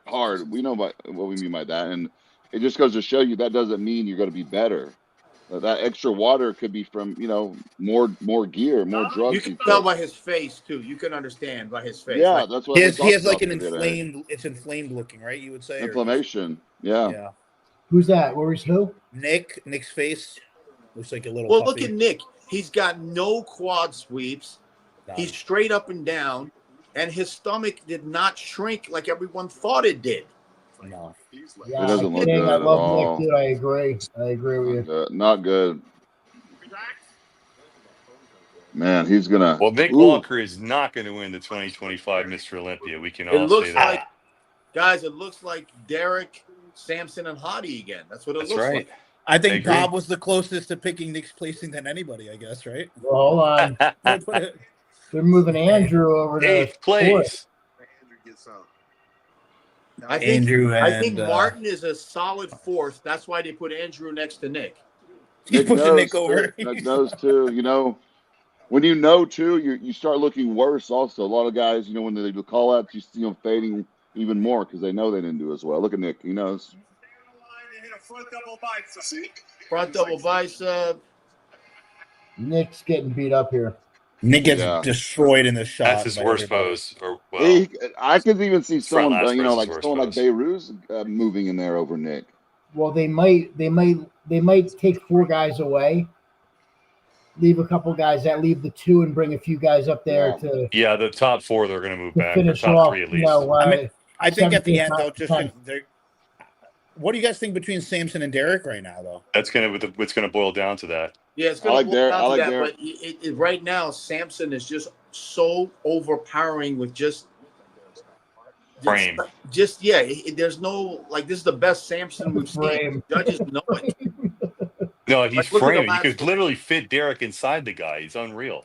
That's what he little brothers him, right? Derek. You mean literally or figuratively? Molly, Samson is Big Rod. If Big Rod could ever be in shape. Do you look at the thickness of Samson in this shot? It's just. And Hottie looks thin in the side shot. Hottie is very flat. Yeah, he looks flat. He's flat. Definitely looks flat. Because Martin is old right now. He'll come back tomorrow fuller, but of course. He's 2 behind now. Right? We'll see. If anybody slips, Hottie will be better because Hottie will make sure of that. But we'll see who else slips. I'm really impressed. Hottie does not look like the Hottie we've seen. No, there's no pop to him. I'm really impressed by Derek the most, to be honest. I mean, I think Samson's going to win, but Derek's improvements, I'm impressed with the most. Listen, Samson was off at the Arnold. They're going to bring him back. And right now he looks better than he's ever had before. Hottie just doesn't have that graininess in the chest and the abs. And he doesn't have it this year. When Mr. Olympia improves, it's hard for them to dethrone him. I don't think that's going to happen. I think Derek looks better, but I don't think he could beat Samson because Samson improved. Jason, what do you think this is going to do to Nick? Ooh. Yeah, I don't know. I mean, there was a lot of this. I know. A lot. It needs to be on suicide watch. Well, don't say that. I was going to say. Well, here's the thing, he's got a lot of fans. He'll be fine. Yeah, he'll be fine. His fans love him, dude. This will be a tough pill for him to swallow, but nobody's going to say he got screwed. No, you can't. I mean, I truthfully think he's a lot worse than he was in Pittsburgh. He is. The best Nick Walker ever looked was when he won the Arnold Classic. Example here too. Where's Urs? You agree with me now? You see what I meant when I said he looks like a national. Urs is the judges saw it like this. Out of the top 10. As soon as you saw them standing next to each other, the judges saw it like this. He's not there, man. I think he looks worse though, but I don't think that would matter even if he looked like he did the last show. But yeah, he's not there yet. Give him a few years and see what he can do. Honestly, go ahead. Behruz and Vito. Behruz needs to see how you got to hold your shots. Yeah, when he holds his shots, he's there, but he's just his size isn't there yet. Why does he bounce on all his poses, King? That's the twitchy thing. Is that what that is? Okay. That's what we meant by that twitchy. Thing? Okay. And he got a direct text message from Tyler saying to him, "Don't twitch. Don't do what you did at the Dubai Pro. Don't do that." And he's doing it again. He's not doing it as much, but he's still doing it. Not as much. Yeah. He is the bodybuilding version of Tourette's. In his brain so much, it's so hard for him to shake it. Like you said, it's telling him he looks better or he wants to do that. So you got that, Jason. He's fighting that, but he's still doing it. Yeah.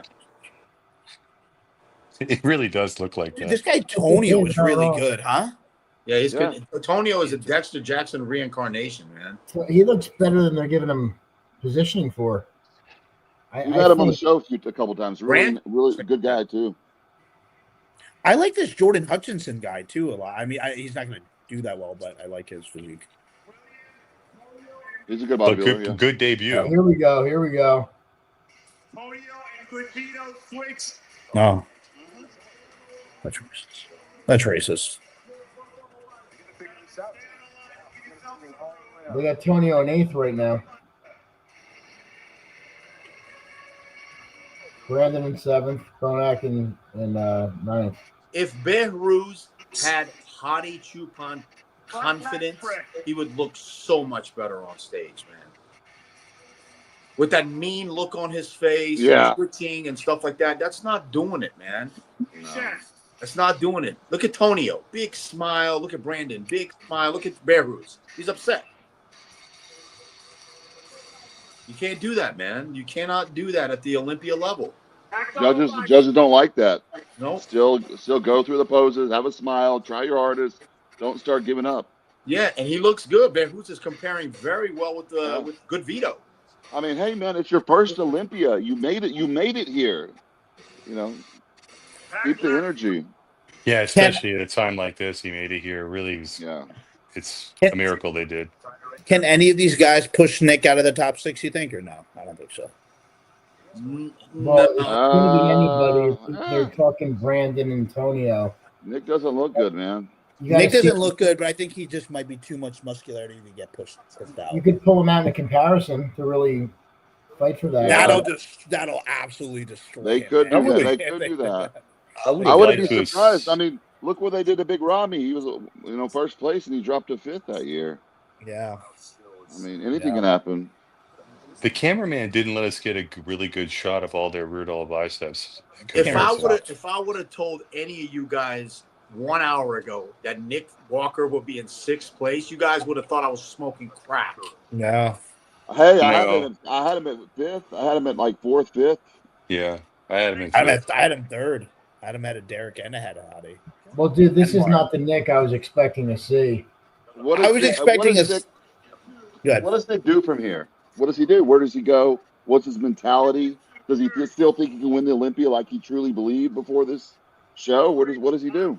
I still think he will think that because I think he knows he's not at his best. I think he pushed it too far. I don't think he could go back to where the best he ever looked was at the Arnold Classic when he won it. I think we all know how people get burned out by using, pushing it too hard. I think that's where Nick's at right now. Me and Jason met. I think we said this. We met Nick as a teenager, and it's just crazy the improvement, like how he, you met Nick as a teenager, right? Okay. Yeah. I want everybody to understand this because this is going to be an epidemic in the next 5 years. The size of his head that grew in comparison to when he's a teenager to now, and I've seen it over the past 6 years. Okay, that's also happening inside him. Yeah.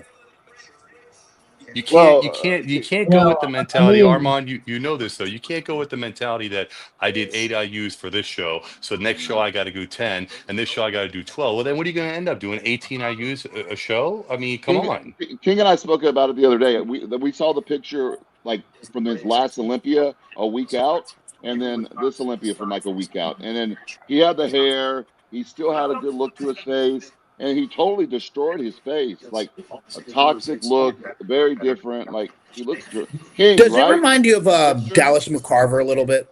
He has that look. When these guys are using massive amounts of GH, it does that. Nick reminds me of the Thing from Fantastic Four. The guy that the Thing he does. The France Pro. I like the guy him. I'm just being honest. What are you saying, Armin? The guy from the France Pro had that look too. It's almost in his face. Yeah, it's kind of like I don't want to say the word, but it's kind of like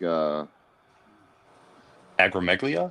A little Down syndrome type of look when they start using all that.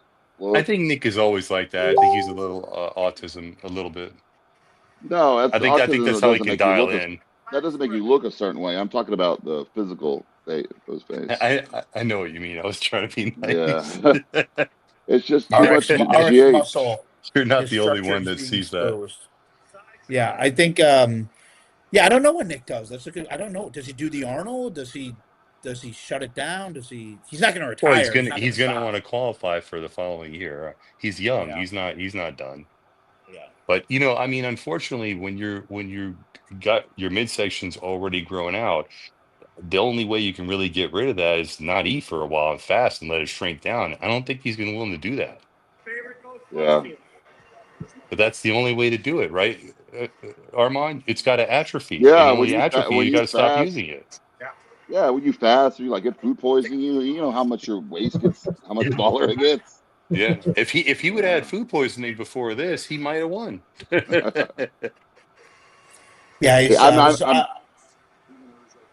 I would say Nick's almost the. I hate just pounding on the guy, but I feel like he's probably the disappointment of the show right now to me. Yeah. Which I wasn't expecting because he's always almost even his off is still good. And you know what? And Martin brought it just like he said he was. Yeah. You got to give him credit for that. Martin said he was going to bring it, and this is by far the best he's ever looked. And look, a lot can happen overnight. You know, there's still judging that could be done tomorrow, but Derek definitely showed up. Samson showed up. Martin showed up. Yep. But with Nick, it looks like what he did is almost like long-term damage is what he did to himself. It looks like that. It doesn't look like something that can be fixed with like diuretics or holding too much water. It looks like he permanently changed his physique with whatever he took. Armand, when your kidneys grow from growth, the diuretics won't work as good. It's like a dumb kidney. It doesn't have the ducts in it that filter out as much. It's just dumb weight. It's like dumb tissue weight. You know, it's not actually effective. It's less effective than a healthy kidney that's its normal size. I think that's also preventing him from getting dry. For everything to function, your body, when it's so toxic, also, we don't know who Nick's blood work. We're just assuming. So when you're so toxic, also, I just know that just from one of my close friend Chris, he was so sick, his body stopped responding to everything, and he was taking so much stuff. I'm like, Chris, and then he found out he had liver cancer, a bunch of tumors on his liver, and that's why his body wasn't, your organs process everything, filter everything, your kidneys. So I mean, just like Jason was saying, everybody wants to take a shortcut. Well, what is that shortcut? A lot of people for that shortcut is taking 2 more anadrols or 4 more cc's, etc., or whatever, And I hate to jump on this and dump on people, but I don't want to mention names, but there were people that were saying they were using retatrutide and these GO1 agonists. Yeah. Hey, Nick is using it. And what did I say, guys? I said you're maybe old to film of water that you can't get rid of, and guess what?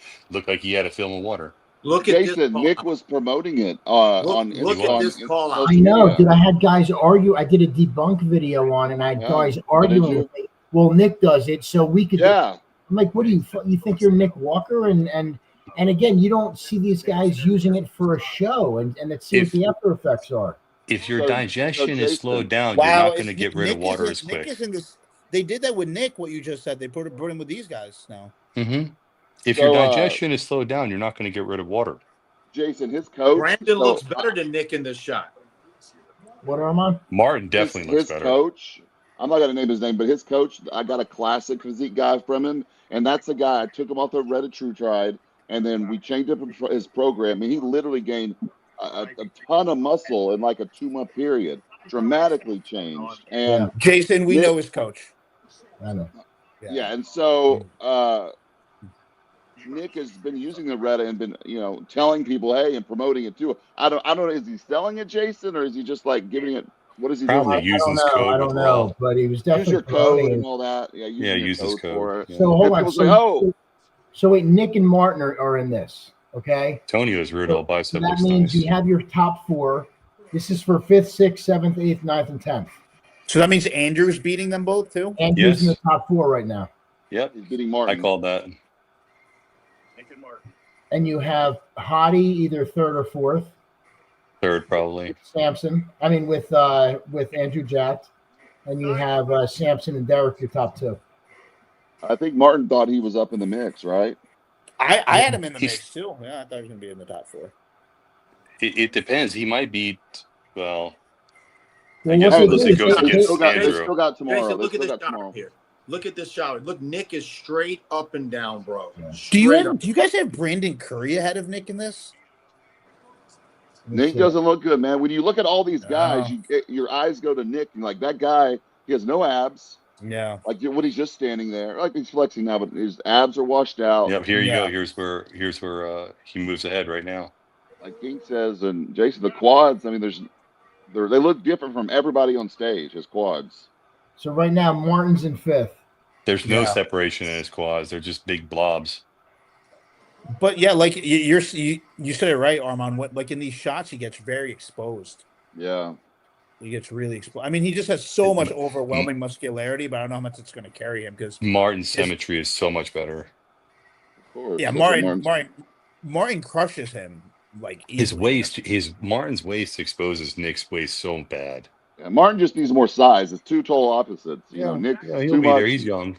Yeah, he's Martin's peeled, man. Like almost 30 or something like that. 29. I think 30. Martin might be in like late 20s still, right? Possibly. Yeah, 30. I think 29, like that. Really cool guy. I liked him. I met him last year. Really nice guy. I trained with him a little bit while he's in Texas. We almost worked together, but we didn't. He didn't seem cocky or arrogant to me. Yeah, Nick is just it's just not a good showing for him. He's fading bad. 28. Martin's 28. So he's got 28. Time. He's got plenty of time. Yeah. I think Nick could have been darker too. I don't think, like his I was color. just going to say that his color's off. It's off. Do you think just the realization pale. that he did terrible is just destroying his physique right now? I think mentally he's falling apart right now because he's got called out in the lesser lineup. His color is usually good too. You guys got to remember, you're putting that pro tan over your skin color. His skin, look, is the largest organ in your body, so his organs are not. If his skin's not looking good, Here we go. Here's the top. Here's our top 4. Top 3, top 4. Good for Andrew. Andrew improved, man. I'm pleasantly surprised by him. Really improved. Chris Aceto, good job. I think he finally pushed it a little bit. Andrew was one of those guys that wasn't willing to push it, and then he kind of like showing up. I think he pushed it a little more and like, hey, this is what you got to do at this level, and he did that. In this pose, I think he actually beat Samson in the front relax. He's just so wide. He's just so wide. One day, if he puts on another 15 pounds, no one will touch him. He's just not quite. Legs aren't quite there yet. Hottie looks better now. I was about to say, do you think Derek's fading a little bit here too? Or is he Sweating. I don't think so. They just called him out, but this is not. They're just giving these guys a look. Then they're going to put him in place.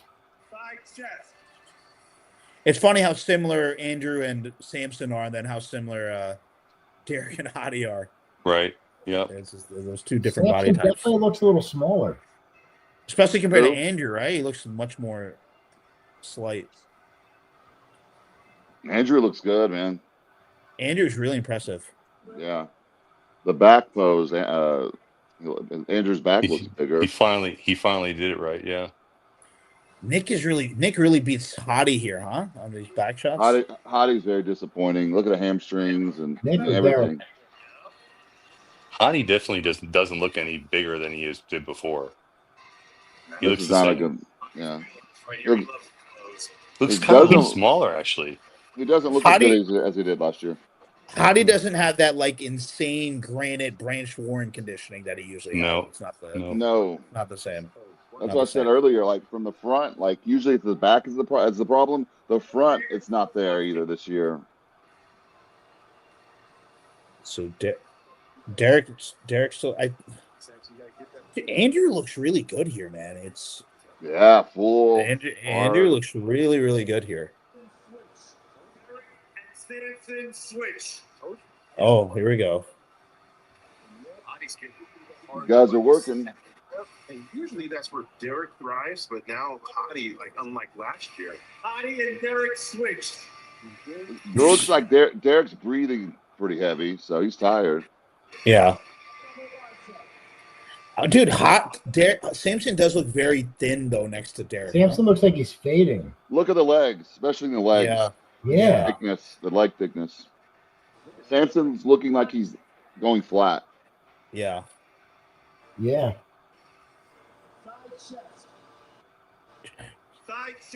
Who do you got, King? I still say I agree with you guys. Samson is flattening out just tight a little bit. Yeah. I think Andrew is looking really good. Yeah. Back shot here. That goes to Derek. I'd like to see Derek and Andrew get compared. They'll probably put Hottie on the outside. We'll see. Yeah. Move these poor guys around again. Hey, it's what they're supposed to be working on all year, like we spoke about earlier. Samson needs a burger. Well, the good thing for Samson is now he knows what he looks like when he pushes that hard, right? So.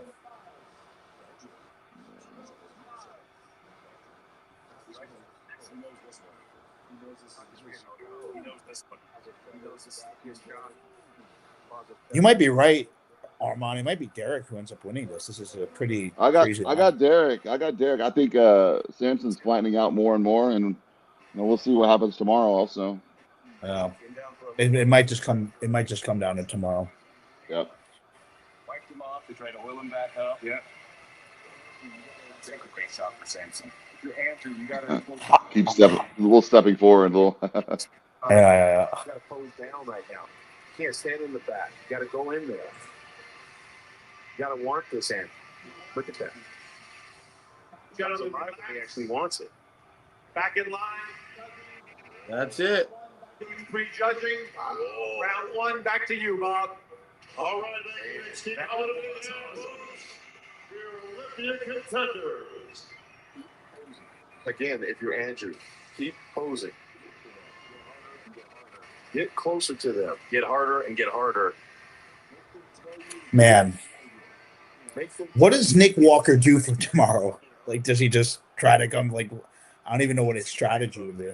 I mean, he's at where he's at. I don't think he could do anything like I said earlier about stripping some water out. It's not that. It's not that he's like too much fluid. It's place, bro. He's in sixth place, and they were saying he's going to win. Who had him winning? There was people who had him who picked him winning. I can't recall who, but there were. He was. If I was a Samson, I would fill the fuck out.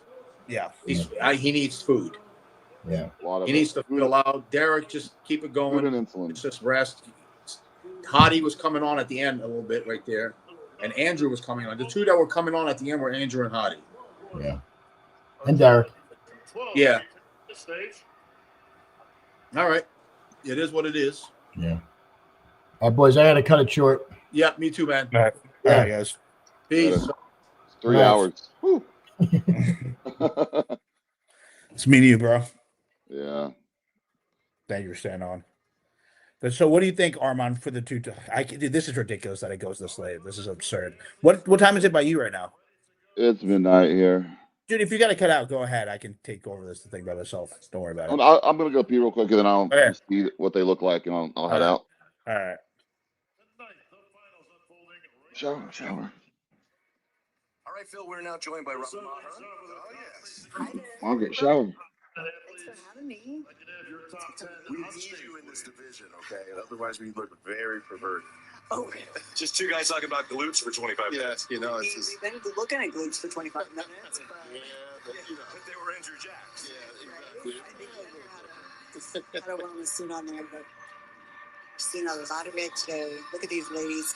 Great competition up there. Yes.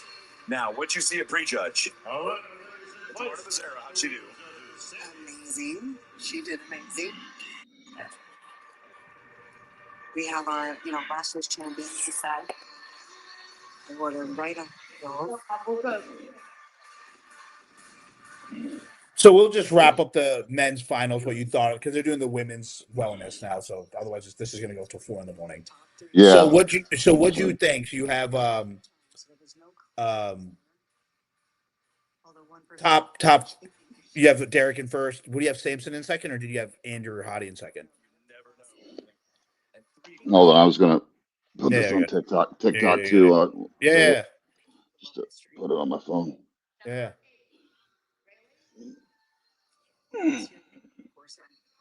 Missing Francine, like Number 15. Now, Clarida. last year we Uh-oh. had Margaret, it disconnected again. No, you're good. You can get back here. 18, Lisa. 19, Danielle. I think from the early days of wellness as a pro division, you're missing Cassandra Gillis also. Yes, she's not in the top. All right, so yeah, So men's finals are over with open. I think the biggest disappointment was Nick Walker. He thought he was going to win this. He was he got him at what, 6th place? Yeah. With Nick, it's not something he can fix for tomorrow night. I don't think it's something that he did for this prep. Like we say, more is not always better, and I think he really pushed it with the gear wise, and you could tell in his, we talked about earlier, in his face and everything, and so very disappointing. I mean, going from thinking you're going to win, a lot of people had Nick winning too, and to be at 6th place. I'm I think it's between Derek and Samson. I picked Derek to win from the beginning, and a lot of people had him at 4th, and some even had him at 5th. I was like, no, Derek's not going to be dropped down that low at all. Samson looks great, the best he's ever looked. He was getting flat towards the end. body's supposed to be more like a figure. Who we got? Andrew. Andrew looked great, best he's ever looked. Locked him in the top 4. Hottie was flat. This is not a good Hottie we saw. Usually from the front. From the back, that's usually his issue, coming in hard from the back. But the front, he didn't have that same haughty, freakiness, just a striated chest and abs, just great abs and quad. I mean, he just didn't have that. And, I don't think he knew it. Maybe he didn't know it because he was still up there. It looked like he was fighting for it, which you should do. You should do that anyways. But, and then, you have Martin that looked great. Some people thought by the call out he might be on top. No, it's between This is going to be our top. Andrew and Nick for 6th now. Yeah, he'll beat Nick. But yeah.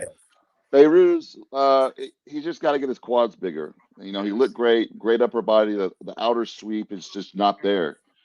Yes. But what about you? What do you think with Nick? And again, I don't mean to keep kicking the guy when he's down, but yeah, you're right. I think it's something he's done to himself, like almost on a biological level, to that he can't reverse now. So what does he do? How does he get better? Does he just give his body a total rest for a few months and just not eat or train and relax for a little bit? What does he do? Where does he go? I've been talking about it for years. I said Nick is gonna burn out, and he's gonna be done. He's gonna be done with once you get like that.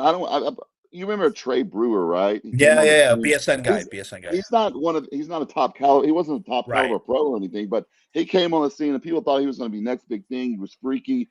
He got burnt out by the gear. He took way too much gear, and your body needs breaks. Your organ needs breaks. And some of these people, Nick is one of those guys that has the attitude like, I will do what. I remember when he was Boston used to troll him all the time, and he would tell Boston, like, Boston, I will do anything it takes to win Mr. Olympia. And when someone says that, that means they will die to get there if they died trying. Nick's body's done with. I don't think he can get that much better than he did before. I think we saw Nick's best, was in the past, and I don't think he can fix what he's done to his body. And he's got to somewhere believe like he's not going to beat these guys on any like he's not going to beat Derek, he's not going to beat Samson, he's not going to beat Andrew now. And Martin's bypassing him. What does he just focus on winning these other shows like New York Pros and stuff like that and just going to the Olympia? Yeah. Just do stuff like that. Yeah, Nick could win these other shows as we saw, but if he looks like this, he can. No, he can't. Yeah, not like this. This is a really bad. I mean, in comparison to all those other guys, he looked like didn't even belong up there. He looked weeks out from a competition. He looked really off, really bad. It was really. It almost his look how he looked. And again, I don't want to I hope everyone. I wish him good health, but this is a critique that needs to be talked about, and all this stuff needs to be talked about. that a lot of these guys that are emceeing the show or whatever now, or not emceeing it, but all these guys, they're not going to Podcasters, say these obvious things, Yeah. especially, you know, in the IFBB top guys that talk Yeah. about the gear issue, pushing it too hard. They're not going to say these things that needs to be said and give, you know, to give people the actual reality of what goes on in bodybuilding at this top level. I don't think Nick can, it's not something that's, oh, it's a water issue, he spilled over. It's not that. It's whatever he did, like you said, biologically with his physique, with the drugs and everything. And we've talked about earlier the retatrutide that a lot of these guys are taking. And I tell people it messes up your digestion. Oh yeah. It messes up the body. It messes up a lot of things, causes nausea, and it's linked to a lot of blindness, a lot of other things they're finding out. And these younger guys are pushing this stuff because you don't get hungry on your diet. You can prep for a show and you don't get that severe, you know, you compete, you know, you don't get that severe hunger that's like, I'm so hungry, I don't know what to do. That makes it go away. So it makes things easier. But is it better for the physique? No, it's not, in my opinion. And we don't know enough about this stuff either, right? Like this, we know what testosterone does. We know what DECA does. We know what those stuff.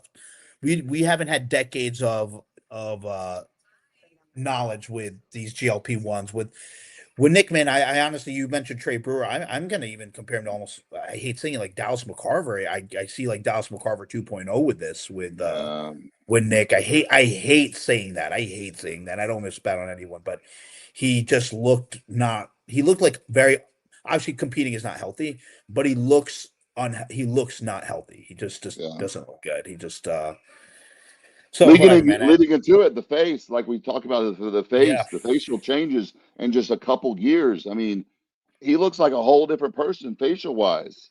I mean, the head growing, I naturally have a everything. fat face, and his face looked like mine. Like we're not talking about fluid. I hold all my. So do I. I could be in complete shape, but if my weight's about 260, 270, where I'm at now, I'm always I get full that in the puffy face. face. If I get down to 245, my face gets lean. So a lot of people are like, "You're taking all these stuff." I take TRT. I don't take cycles anymore. Yeah, I did last summer for a little like photo shoot and stuff, but Nick has got.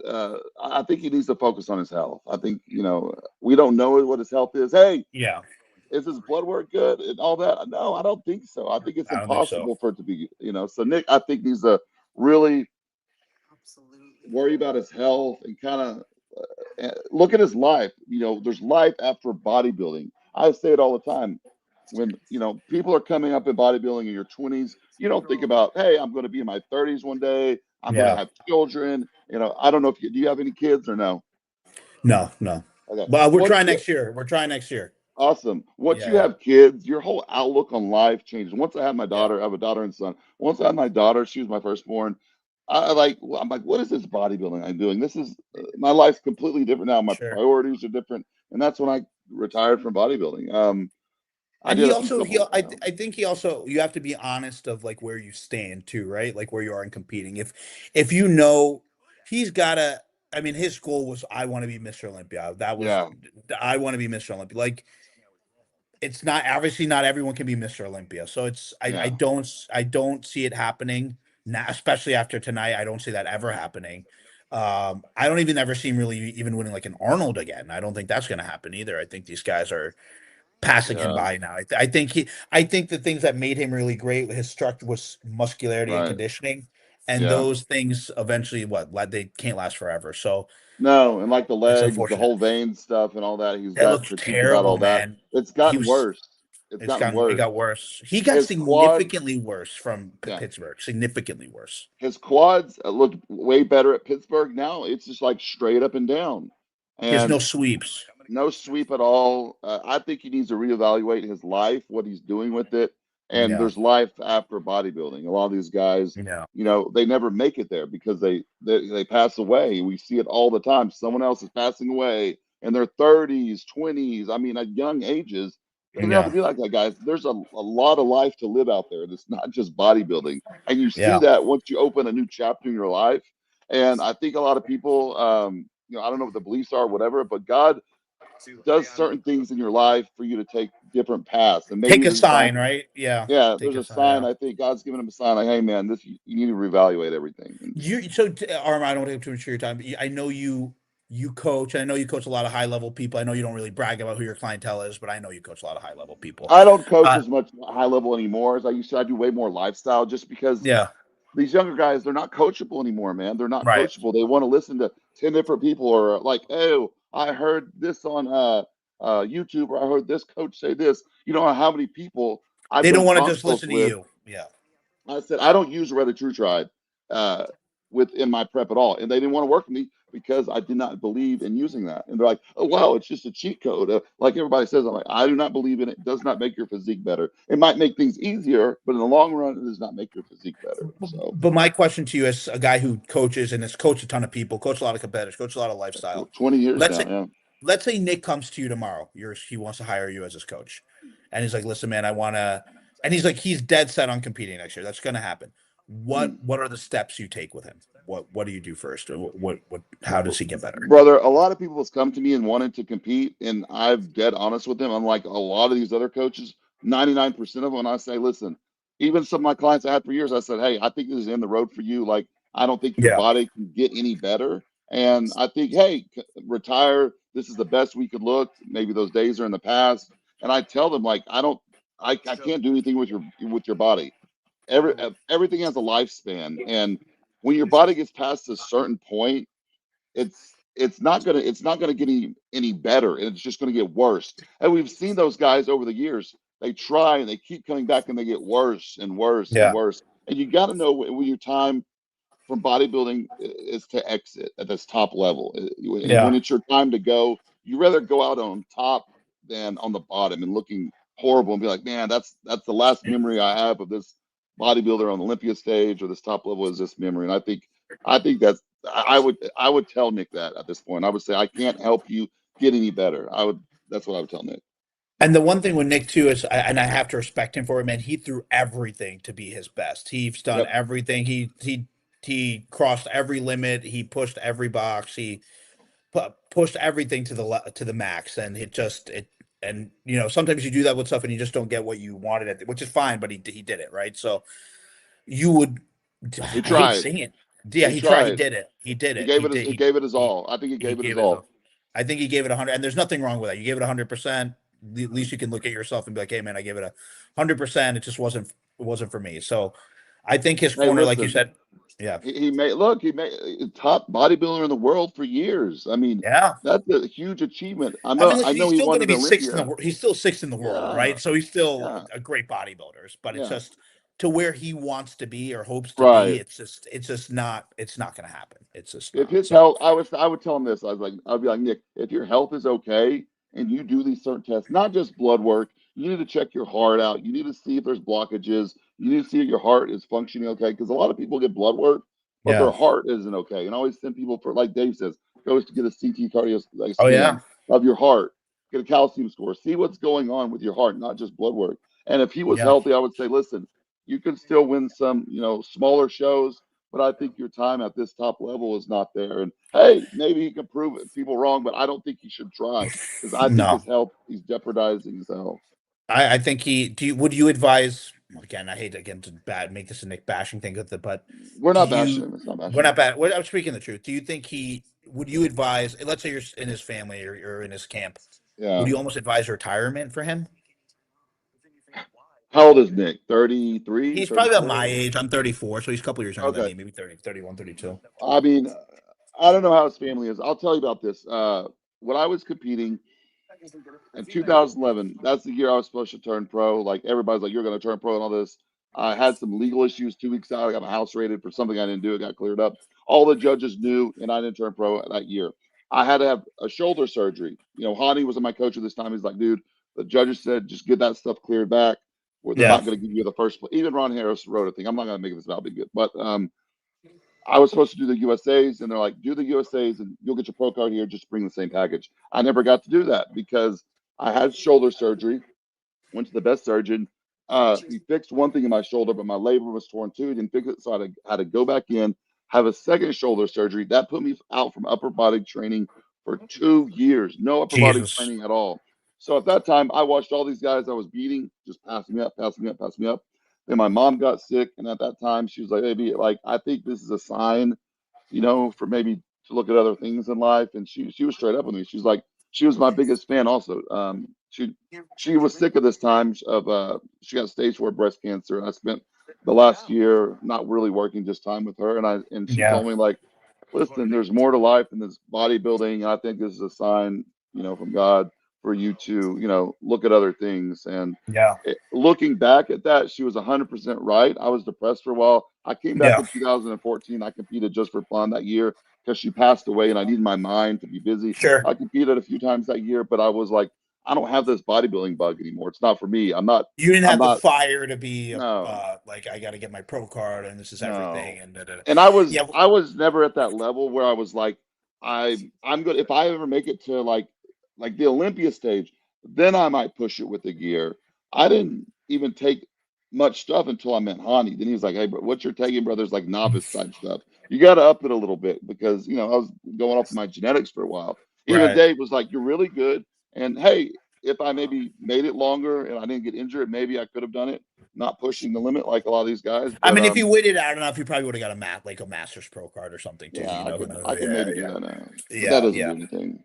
You want But to do with it in your prime and at the best you can of do. course. But with Nick, man, he just it was very almost disheartening for me because I'm a big Nick Walker fan, so it's almost Yeah, disheartening when you see a guy who Nick's working hard. Nick's not cheating on his diet. Nick's doing everything he's supposed to do, he's taking smart with everything his he's supposed to do. training. He He's doesn't do dumb smart. stuff training. He puts everything into this. So it's really sad when you see that not be rewarded at the end, and then it just kind of gets kind of blown up. And because this was, like you said, and it's not a peaking issue. This wasn't a thing No, where he blew it like he just looked watery or something. His body is just he pushed it too far. He just took it too far, and and I don't listen, think he'd come back. no Olympia for 2 years. People were expecting something big, and it's like, listen, I've got called a Nick Walker hater for years just because I've said things like, "Hey, I'm not a fan of his physique, but he's a hard worker. I have nothing against Nick personally at all." And his Yeah, fans like, "You're just a hater. You're jealous." No, brother, I'm not jealous. It's not that at right. all. It's I don't, and I told people I'm like, he's gonna burn out, especially when he was with Matt Jensen. I know Matt Jensen. I got a Oh lot of yeah, clients yeah, over the yeah, years yeah, from yeah. Matt. Matt would push people very hard, even early on. And I said, "Hey, Nick's going to burn out, and his body's not going to be able to take it." And I think this is where we're at right now. And I wish him all the best. He can still make money from bodybuilding, Yeah. sponsors, endorsements, all that stuff, because he has a massive He's fan super base. popular. He has a Yeah, million followers on Instagram. He'll make money. I don't think that'll ever be concerned. But yeah. his main thing was he wanted to be Mr. Olympia, and it's like a guy who wants to make it in the NFL. It's like a hard dream to realize Hey, it's you not want to be gonna. a Mr. Olympia too, right? Don't you? Everyone Everybody is. wants to be. Everybody Everybody does. wants to be Mr. Everybody Olympia, does. man. Everybody. Yeah, But when you're that close and you think you can get, yeah. and it's got to be sad because he went from fifth at the Olympia to third at the Olympia, winning when he turned pro, a rocket ship was up his ass because he won all these shows. He won the Arnold. He took Mhm. fifth at the Olympia. Then he took third. Then he was gonna come in. He was gonna win, and then he just really just totally regressed to the point where I don't think he's gonna recover. So I mean, we saw Big Ramy, got a couple and then got pushed down to fifth, and yeah. I think he took it very well, and he didn't compete, Yeah. and I so think I Rami think, had a life. He realized that, hey, I have a yeah, family, I kids, have this, and he was ready to move on. And he had won the Mr. Olympia, and he was just like, this is my time, and he accepted it and moved on. And he seems so happy now. Like you see him in yeah, his interviews, he seems almost, like he got out of prison, almost like he's done with this. yeah. So But Amon, a you know, lot of people, this is all they have is bodybuilding. They see it's life, sad. it's like Yeah. that's all they have, and it's not. There's so much more to life than bodybuilding, How many and guys you've been around obviously for this for a while that have turned pro and they're still like homeless or they can't pay their bills, they can't pay their no, electric bill, they're broke as shit. Yeah, they're most of working them. at yeah, Most yeah, of them, yeah. most of them. Well, I tell It's these guys, most of them, I'm like, listen, even if you become like, top 10 in the world, if you're not ever going to be rich unless you're like top three, probably competing wise. If you YouTuber, you got a lot of, views on YouTube or social media, you can make a lot of money that way. Like Regan, I'm sure he makes great money. yeah. But you I mean, gotta, go to the grocery store. Do you think anyone knows who Samson Dauda is? No one knows. Like if I ask, they don't know who he is. other They other probably other other countries, Nick especially, he's got a huge following in other Nick countries does, too. yes. Yeah, Huge Nick following. is So great. use that to your advantage. Go do seminars there. Go visit there. Enjoy life. Enjoy your life, man. It's not just bodybuilding. It's okay. Yeah. Yeah. I mean, I don't know if you want to stick around for the 212. They're showing wellness. It's I'm up to good. you. Yeah. I'm fine. I got my kid's soccer game in the morning. All right, Soccer game brother. in the morning. Good. Thanks for staying on, man. I appreciate Yeah. it. All right, Thanks, brother. I'll see you tomorrow. Yep. Bye. I'll see you tomorrow. All right, guys. Just me. I'm gonna run to the bathroom. Be right. Tyler, are you still on? Let me know if you're still on, Tyler. All right. You're still here? Perfect. Thank you, Tyler. I'm just running to the bathroom, guys. We'll be right back, and then we'll do the 212s, okay? So even in that front pose, like you said, Tim, see the glutes, you can see the density on the glutes. That's what posing is all about, is highlighting the muscles and what the judges want to see, right? So here again, we're going to see some nice detail in the hamstrings, the glutes.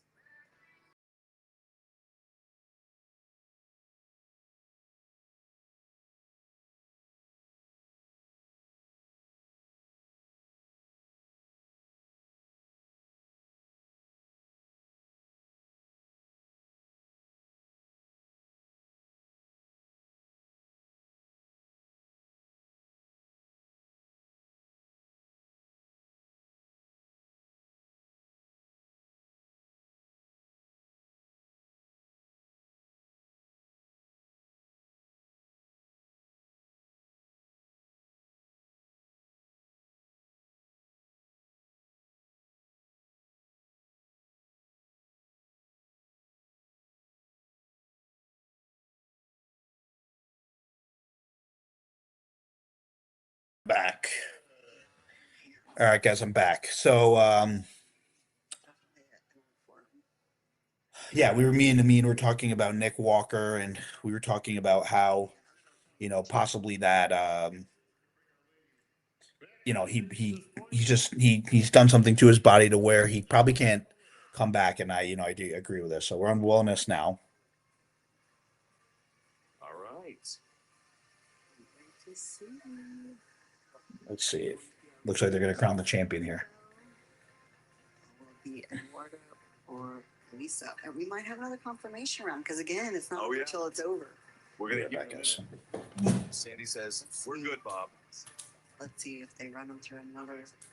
All right, presenting the fifth place award is Mr. Julius Castro. No? Director of Got Marketing. it. The judges have it locked in. Julius will take the fifth place award. All right, guys, we're going to wrap it up here. Thanks for everyone who's been out. Appreciate it, guys. So we'll see you tomorrow for finals. All right, guys, have a great night.